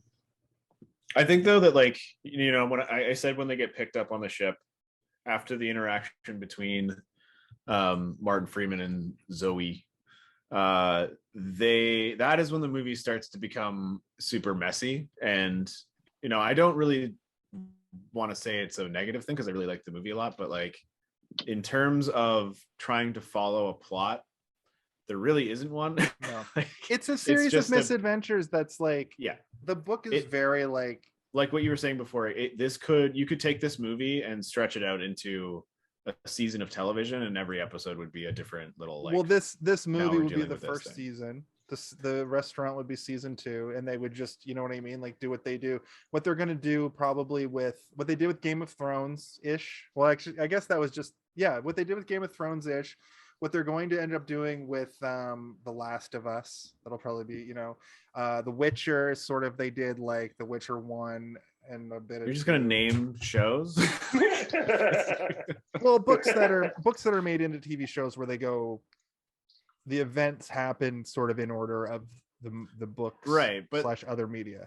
I think the main difference that I was trying to point out was that in this movie specifically, like all of those little snippets, those little like they're like micro movies within the movie, right? Like they go to the slap face planet. That could be an entire episode of them going through the bureaucracy. The going to John Malkovich's planet and having to get the gun can be its own episode. Like these things all feel very segmented, and they don't feel like they are, you know, the natural progression of a story in a traditional sense. It seems like they're going from event to event. And like I was saying about the sexy party book that I wrote when I was in university, it's like that, where it's like you are forced to write something in a specific parameter, and then the next thing almost has nothing to do with it, but there is a bridge, but it's like it doesn't necessarily need to be a sturdy bridge built on the foundations of classical storytelling. It's just you just have to bridge it, and you can. And that's how this movie felt from scene to scene for me. It was like, how do we get them here now? Okay, this thing happens, or they just pop over into this thing and now they're there. And it, like, I think that, yeah, the natural sort of like existence of this story would be an episodic television show, like a Doctor Who or something like that, you know, like where everything would be a contained story. I think that we should maybe not do like a retrospective, but I would like to watch the Hitchhikers TV show and see, like, compare and contrast almost. Like maybe as an aside, not like a, hey, did you see this one episode, but maybe as like a, hey, did you bonus features? The fuck? The disembodied voice here. Bonus features. Oh my god, there's a demon. The bonus features demon is back. Caitlin, are you pooping on stream? No, I'm pouring bonus features. I've got a question from Ultra Pikey, but it's gonna happen probably after the conversation about this movie, because it's a pretty good question. But yeah, no, I'm very interested in the 1981. The book has been out for a couple of years. TV show, probably from the BBC, probably filmed and looks like it would probably be fun to watch. Yeah, probably looks like Doctor Who, you know, visually. Yeah, and I mean, like, you know, I'm not super Doctor Fu. It's me, Dr. Fu. Hello, is that the guy with the muscle pads? Dr. Fu? Yeah. Oh, like the ones that jolt your arm or whatever. I don't remember what his name was, but it might be.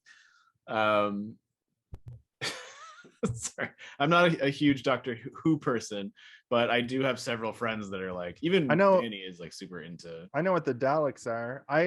Doctor Who makes me kind of like, I don't like high sci-fi really, but like Doctor Who makes me kind of uncomfortable because of how I am with spoilers and completing things. I tried to watch like the reboot season and I like just didn't like it. And I feel like that's where you're supposed to start with this new Doctor Who. But then in my head, I'm like, but they're making references to the old Doctor Who. And fundamentally, do you know what's going to probably always keep me from watching Doctor Who from the beginning? Like multiple episodes died in a fire. There was a fire in a warehouse at the BBC, and it like several episodes just don't exist anymore because they got burned in a fire. So nobody can truly ever see every episode if you're trying to watch. I think the one thing that's stopping me is that there are too many. There are too many of them. I wish. Is that the thing from Community? Well, Professor Space. I was just about to bring that up. Professor Space Time is the parody. Yeah. Hey, I'm gonna. Oh my god, Doctor Who is coming in his police booth to arrest all of us for not liking Doctor Who. I think that I've covered all of my notes except for the subplot about the mice, I guess, and I think I've covered everything else. So if you guys want to, take the mice stuff is like, I mean, when it comes to like. These mice are through the whole movie. They keep making references. I mean, it's not like it's a crazy reveal at the end. It's not like they visually are telling you right away, being like, "This is them." Here you go. But the way that I forgot about this, I forgot about that. The way that it ends, and I thought that they were gonna like reveal something about like the mice come from Earth, and then they end up doing like the frogs in Australia on The Simpsons kind of a thing, and then they take over. But like. Obviously, they're there to study us. Yeah. So I had forgotten about that too, but as soon as I saw the mice, I'm like, oh wait, I think that there's something weird, like they're actually like superior beings to us or something strange. Like, also, but how does Arthur just Hulk Hogan out of the fucking what at the end when he's got they're like, we need your brain, and he's like, okay, great, delightful tea. Wait a second, you need my what? And they're like, we need your brain to complete the ultimate question, and he's like, oh no, you didn't. And he Hulk Hogan's out of the chair, and I was like, how did you Hulk Hogan? Well, he rips off one arm of a chair. I'm sure but I also could do that if I had to.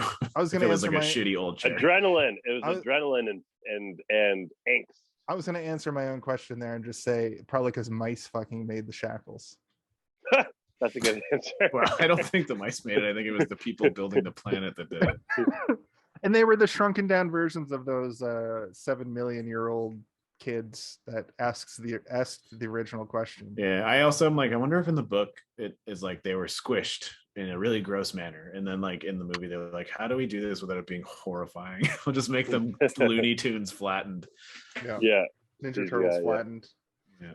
But yeah, I'm out of notes. It's also Kaylin, you're the boss here. I don't know. Yeah, we're almost there. I have there was a scene, or not, it's not a scene. There's a background action in a scene that hit me in my feels or whatever.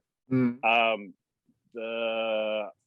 don't remember exactly. I'm not sure if it's when I think it's on the Vogon's planet, and it's like it's panning to like where they're going, and as it's panning, there's a bus stop with a Vogon, and then a Vogon bus like drives past it and like doesn't stop for him or it or whatever or them, and that happened to me before. I remember one time, so I used to take the bus back in the day, and there was this one time I'm standing at the bus stop, like I'm right there. It's daytime. It's like noon, like, clear as day. I'm there being a good little citizen, waiting for the bus, and the bus just drives right on by. Yep. And Halifax bus drivers notorious for pulling that bullshit on me as well. Might not be intentional, but it happened. And this, if I don't get this bus, I'm late for work, right? Yeah. Yep. So I run my ass off from the stop that I was already at waiting to the next stop that they're driving to. And I magically, through the powers of whoever the fast guy is, what's that fast guy's name? The Flash? A-Train? No, the real life guy. Usain Bolt? Yeah, that guy. Through the powers of him, I get to the next bus stop as it's pulling up at the bus stop. Like I cut through a red light. I do a little zigzag around traffic. I get to the bus stop. I get on the bus. I'm out of fucking breath because I ran my ass off. And at the time, the bus cost $2. I didn't feel like paying them $2 because I didn't feel it was fair for me to pay $2 for a bus that I had to run after when I was already at the stop to be picked up at. And then the bus driver got pissed off at me. He's like, well, you got to pay or whatever, blah, blah, blah. I'm like, I just ran my ass off to get here. You like, and also I couldn't, like, I'm saying it in a little more clarity than at the time. They're like, I did.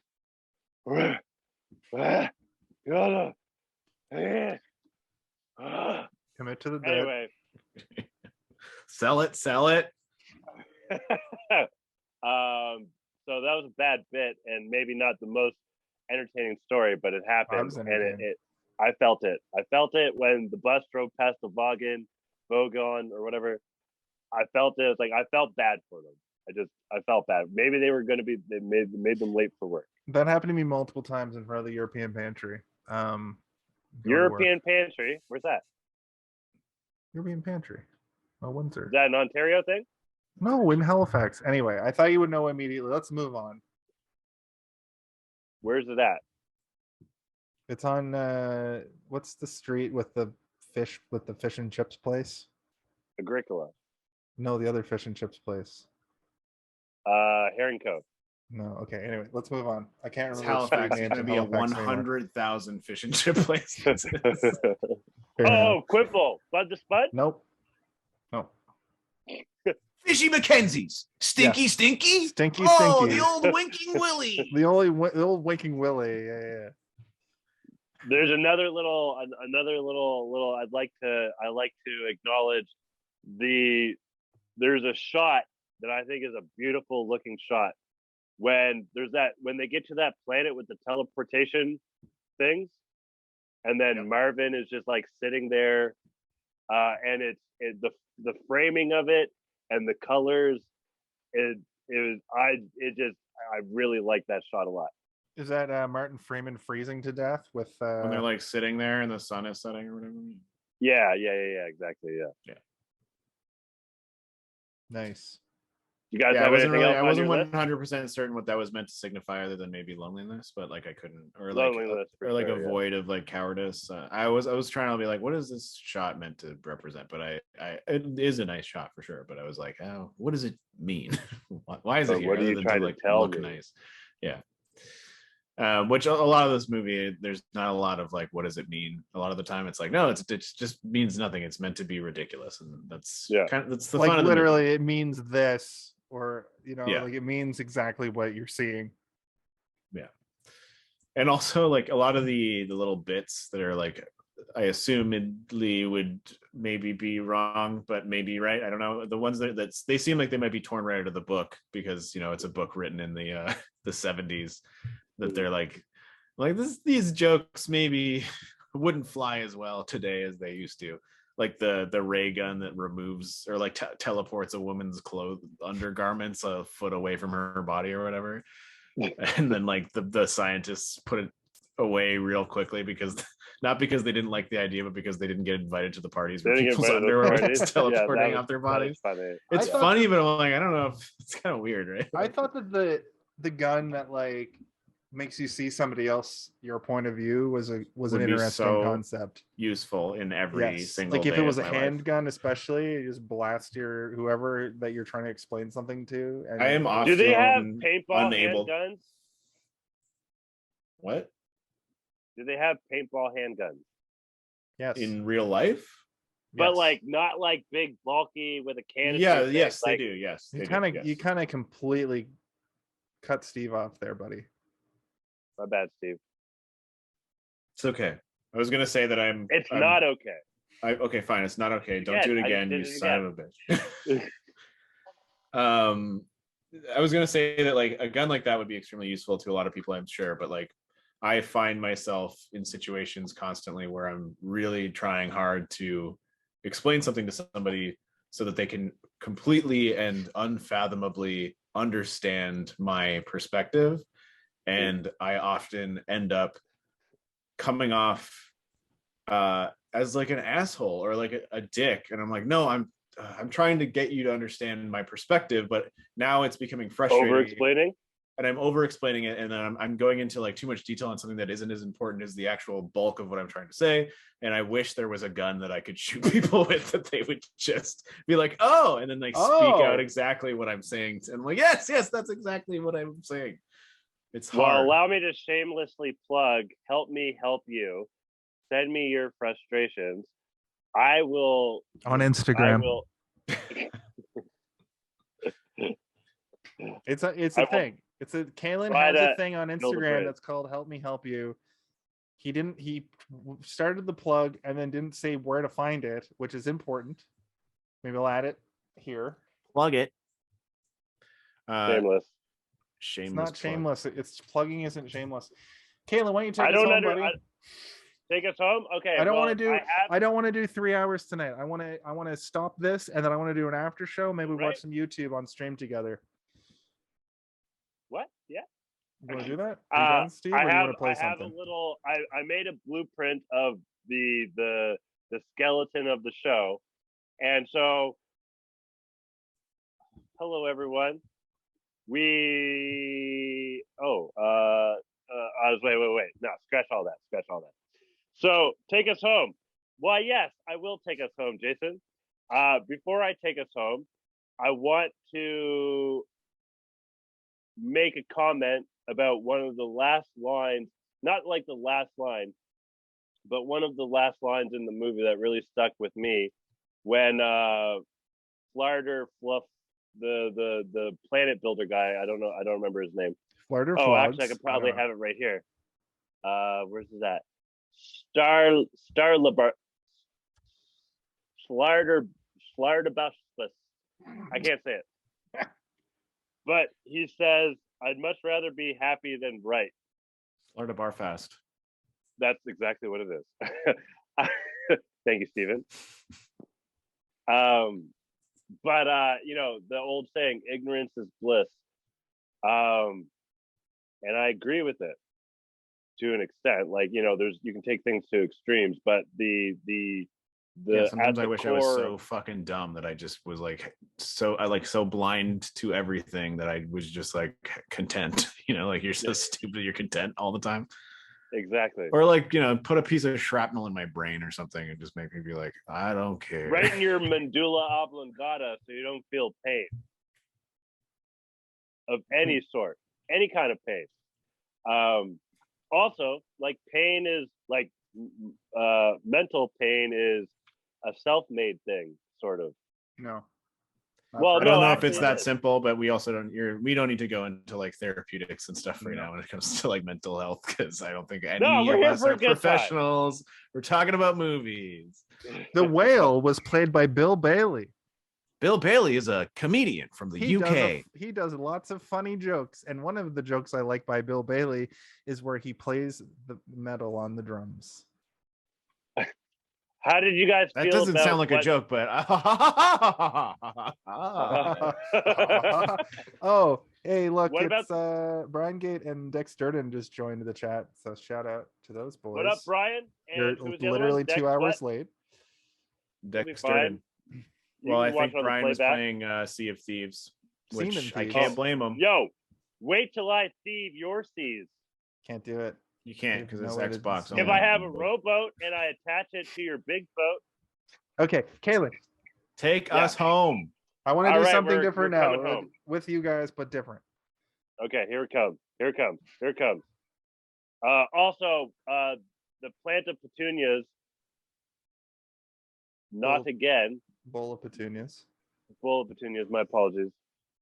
Son of a bitch. So, okay.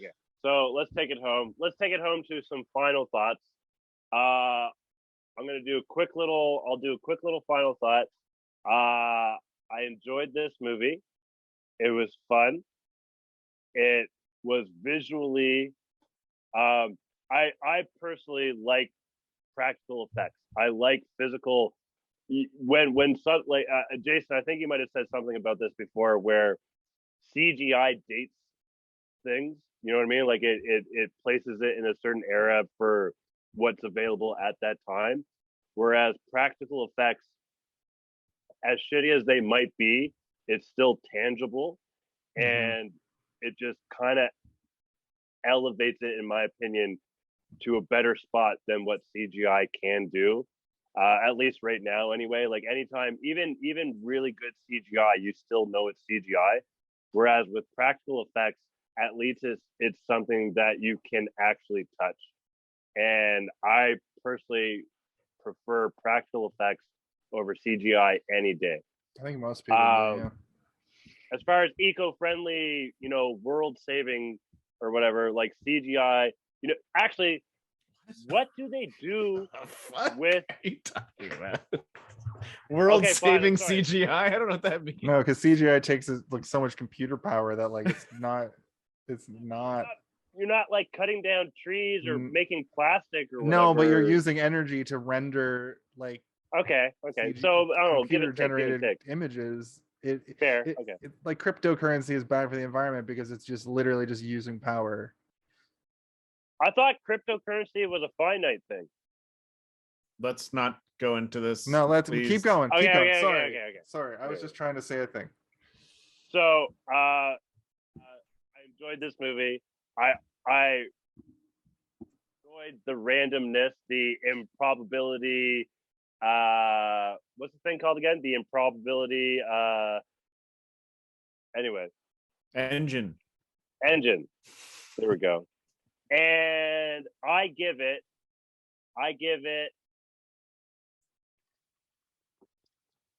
What do I give it?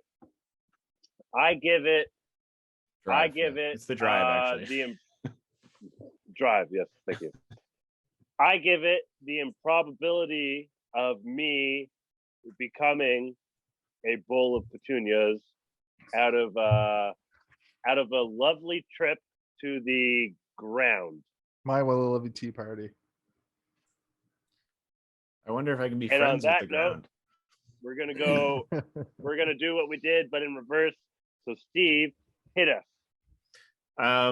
Right. So I think I've expressed pretty wholeheartely throughout this discussion that I really, really like this movie a lot.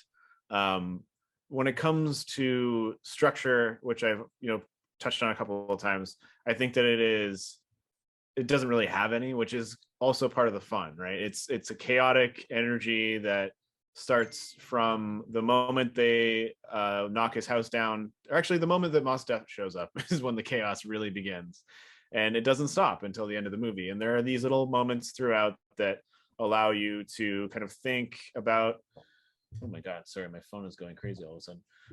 Ooh, Mr. Hollywood. Hollywood's calling. They're like, stop the show. Little moments of humanity, which is the crux of the movie. It allows us to sort of look inward on ourselves by looking outward to the majesty of the endlessness, vastness, and beautiful creativity that comes with thinking about infinity and what could be out there, right? That's what this entire movie encapsulates in a wonderful way, is that they didn't seem to put any restraint on the creativity. It just goes throughout. And taking something from the written page of a book to a screenplay to a movie where they are literally having to come up with amazing designs, and something, you can draw a picture of something, but then when you try and make it into a puppet, it's not always going to work, or it's not going to be as interesting as the drawing that you've done. But everything in this movie is fun. Like that weird rabbit thing in the in the line that growls and you see all the teeth, and I'm like, oh, that thing is cool. I want to see more of that thing. And it kind of gives you the whole movie feels like the cantina scene from Star Wars, where you see all the crazy aliens in the cantina, and you just really want to know more about those guys. But who shot first? But it's happening consistently and constantly throughout the entire movie. An entire religion based on people sneezing and blowing their nose is amazing. God bless you. Bless us all, everyone. I do think that it has lots of problems when it comes to the structure of a contemporary and conventional narrative. But like we were saying earlier, I think if they were to take this movie and stretch it into a serialized show that has episodic content, it would be amazing. And I noticed in the chat, Dexterden said that he would love to see the Restaurant at the End of the Universe turned into a series as a continuation of this movie. And I think that would be amazing if they were to somehow get all the cast members back. It would probably be an amazingly difficult feat that would cost millions upon millions of dollars to get John Malkovich and Sam Rockwell. That's only because of inflation. Sam Rockwell and Martin Freeman are already in the MCU, so they already have Disney contracts. Zooey Deschanel hasn't done anything in a minute. Who's Martin? He plays he's Thunderbolt Ross's son. Yeah, he's Martin Thunderbolt Ross. He's in fucking Black Panther, and he's like a FBI agent. Yeah, and he does the American accent, like Benedict Cumberbatch does the American accent. Hello, I am from America. Sorry, Steve, you're doing your outro. Well, I was pretty much wrapped up. I think it's a great movie. I haven't seen it in 17 years, and I'm glad that I watched it again. And I'm kind of glad that I waited so long, because I had completely sort of purged everything except for a lot of visual stuff from my mind. I had forgotten what the entire story was about. All of the banger jokes and visual gags that are so wonderfully orchestrated were excellent. Again, I can't express enough how much of a gut chuckle I had when they fell through the floor in the airlock rather than getting sucked out. It was great. But if I had to, boil it down to a rating of some sort, it's the choice between a regular prisoner release document and a presidential release document, I suppose. And Damn I'm it, gonna you have to got me go with beat. the presidential release document because this movie's good. I like it. Jason, your turn. Here's the thing about this movie. I love it. Movie's fantastic. It's great. It's great from top to bottom. Great casting, great acting. I like movies where you get to see stars before they're big stars. So like I brought up a few times, Martin Freeman wasn't the heavy hitter that he is now, but he's the main character. He's probably like second or third build. He kills it. I love Bilbo Baggins is what we call They him. did the billing alphabetically. Just want to touch that in there. Is Lord of the Rings? Yeah, Lord of the Rings was like 2001. Yeah, but he didn't join until Hobbit times. Right. Oh yeah.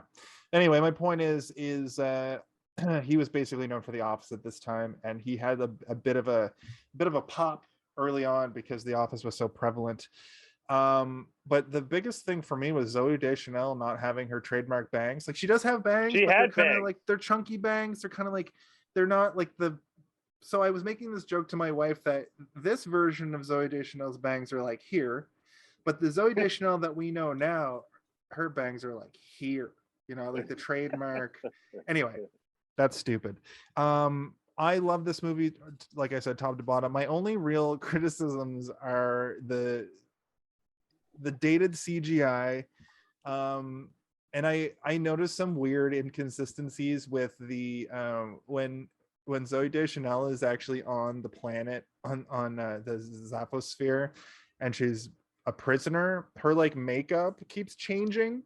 Sometimes she's got like a super dirty face. Sometimes she's got a little dirt. And by the time they actually leave, they have that like mascara thing that looks like she's been crying. And I know that's nitpicky. But I wanted to bring it up because that was literally like the last note. It's like the only note I didn't get to talk about. And Continuity's hard, man. Yeah, but pick those nits. but I'm glad that I haven't seen this movie in long enough to like forget most of it. And I give it a 4.3 out of 5. Pretty solid. Pretty solid nice. 4.3. Cool. Well, on that note, I have to say. Wait, hold on a second. Since we're we at just the very got a review from Dex. yeah, since we're at the very end, I'm gonna read Dex Durden's review. He's one of the Let's do original some. fans. Yeah, we'll do some viewer interaction time. Okay, actually, here, without thinking, Ultra Pikey wants to know, collectively or individually, what would you say is the best movie of all time? And just don't even think about it, don't talk about it. I'm gonna say Apocalypse Now. No, wait. Keep your thought. Wait. Let me think for a second. Wait, he said don't think. Yeah. Oh. Apocalypse Now is like my favorite recent movie that I saw. Just say it, Kaylin. Just say it. I want to 1, say Benny 2, and June. Like it just boom. Every time, whenever someone asks me what's my favorite movie, it's always Benny and Boom. June. Benny and June is always the first no one. explanations. Steve. Evil Dead 2. Perfect. Okay. There you go, Ultra Pikey. I'm sorry that you had to wait for so long for that answer, but I had to do it that way, or else we could do a whole podcast on what our favorite. We wanted to make sure you stayed for the whole episode. also that. So Dex Durden. Oh shit, Big Rugged 16 subscribe. Thanks, Big Rugged. I watched this man fucking do a subscribe-a-thon all goddamn day today, and he killed it. You subscribe to everything? No. He subscribed to us. A subscribe-a-thon is where you go live for like 12 hours. Yeah. And every time somebody subscribes or follows, you have a little timer. I was going to talk to you guys about doing this at some point. You have a little timer, and more time gets added to it as as subscribers. When people add. Yeah. Right. He did pretty well today. He went nice. He went well over 12 hours. I think he ended stream early because he did he karaoke? Couldn't do it anymore. No, he was just playing a bunch of different games. You can't do karaoke or show nipples on here. Holy shit. He just came in here and gifted 5 tier 1 subs. What? He gifted all these guys. Holy fuck. Holy fuck. Dex Durden says, one of these holy days shit. we are going Big to... Rugged, thank you so much. That's incredible that you just gifted those subs, because that's like the biggest contribution to this channel that anybody's ever done. And I appreciate you so much. And thank you. like from the bottom of my heart, thank you so much for doing that, because that's actually like a really big he means it. He means it. He means it, because I've been friends with him for years and he's never thanked me for anything in my life. Yeah, fuck this. I don't know how big of a deal it is, but thank you as well. I'll tell you after stream. I don't want to talk money on the stream. Dex Durden's favorite movie of all time is Godfather. I vehemently disagree. Which one? 1 or 2 or 3? 1. He said Godfather, so let's assume the first one. Thank you, Big Rugged, again. Honestly, that's crazy, dude. That's crazy. Thank you so much. I want to give back. Eventually, I want to give back to the viewers. That's what I want to do. Great. So just follow him and gift him subs. Let's talk about Dex Durden's review of this movie. Okay. I think I speak for all the viewers in saying we give it 3 pages of Vogon poetry out of 2 Zaphod heads. I've always forgiven this movie. Damn it! That's a good fucking. Because the guide is so cinematic in its writing that to do the book justice, the movie would have to be 6 hours long. That's correct. Sometimes you just have to make hard choices to get something out there, and you're absolutely right, Dex. Because Douglas Adams clearly, he probably would have wanted, there was a TV show before. Cherry picked the best parts. There's no movie after this though, so they grinded it down to be the best it could be. I'm still fucking blown away. And also within what they had to do as far as Hollywood's concerned, right? Because you have your powers that be that want. Yeah, but he is also in the unique position where he's the author of the book and also got to work on the screenplay, which doesn't happen very often. Yeah. And sorry, Dex, I don't mean to belittle your top of the head favorite movie like that. My problem with The Godfather is it's just it doesn't hold up against a lot of movies that are as good throughout the years going past it. After this is all Jason's opinion, by the way. This is a Jason's opinion corner. This is just my opinion. One of my best friends, Jacob, has he off the top of his dome, he's like, yeah, Godfather, and I get it. But I watched The Godfather. But also, my first thought was Evil Dead 2. That doesn't mean it's the best movie ever made. It's I wanted to say basketball. I wanted to say you said basketball. no thinking. Exactly. Thinking. So you said Apocalypse Now? What the? Well, Apocalypse Now is the best movie I've watched recently. Redux or the original? It's Redux. Yeah. It's very long. The 4.5 hour movie. It's and better. Just to bring it back to Big Rugged for a second, I told him about how my goal for this channel is to be able for the 3 of us to each buy 1 pizza, and that's sort of the metric. And I told him that we had made $17. And he was from where though? From Pizza? If you have $17, you can get fucking 2 Domino's medium pizzas. So you're already 2/3. I think we reached our fucking goal. If we get Domino's, we can. We're gonna have a pizza party next time. Pizza party. So Dex, Big Rugged, thank you again. I really appreciate that. You're the fucking king in my heart. And Dex, you hung out in Ultra Pikey. It was a lot of fun talking to you. What is Dex? Lol, I respect that opinion. This is Dex again. I've always found it has amazing rewatchability. I've always loved Fight Club, but I find it hard to rewatch sometimes. Yeah, it's too sexy. I want to just get naked when I'm watching. I think movie. I like Fight Club more than The Godfather. That's my brain area. But yeah. Anyway. Yeah, and Jared Leto is real problematic these days. Yeah, fuck Jared Leto. Fuck that Morbius. Yo, he's oh, okay. Morbid. Kaylin, we all know that you would marry him if you had the chance, so we'll just let you have that. It's fine. I'd marry. Unfortunately, I'm not picky. I just want some love and I want someone to hold me. That's all I want. I don't think that Jared Leto would provide that for you. He would bite you and then tell you to get out of the room in the mail and say that it was a prank. Dallas Buyers Club. Eyes, though. His eyes. Dex just brought up Dallas Buyers Club, and that might be his. It was a great movie. That might be his whole shit. You know what I mean? That's his magnum opus. Because for every Dallas Buyers Club, there's gonna be a fucking Joker in Suicide Squad or a fucking Morbius. Or a Joker the movie. Morbius was just a bad people decision. Love that Joker movie too. People. I know People love that Joker movie, and I don't care for it either. That movie, it was good. He did a good job in that movie. The movie was not well executed. No, it was not well executed, but in what it was, he did a fine job. A chocolate covered honka, turd honka. still has a turd in the middle of it, and you can quote me on that. Or an assault allegation. Yeah. Dexter says, A chocolate covered assault allegation still has an assault allegation at the center. Oh my god. Who are we gonna Can I sign out now? Can we let's do the sign thing? out? Well, we have 7 people in the chat right now, so like, do we want to 17? 7? 7. That's We're still not pretty gonna- dope. Are we gonna come back and say all the names? Can you say all 7 names for me? no, it doesn't work That's like not that. how it works. What can I say them? No, it No, doesn't. it doesn't You can't work like know. that. It doesn't show you. There's no way to know. Oh. Well, Oh. for all of you people out there, thank People. you for joining. And for Steven and Jason. Oh, just wait. Doesn't work. Wait. Don't worry about pointing. Don't Here's worry. the 7 don't worry names: about it. Dexter and Big Rugged, Ultra Pikey, the Fritz, not here.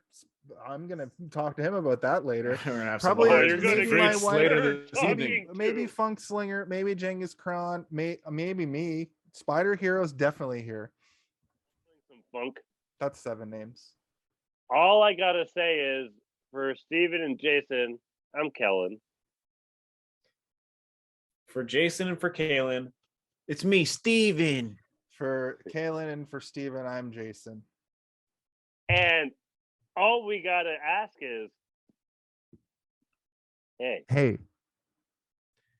did you see Did this you one? see this movie?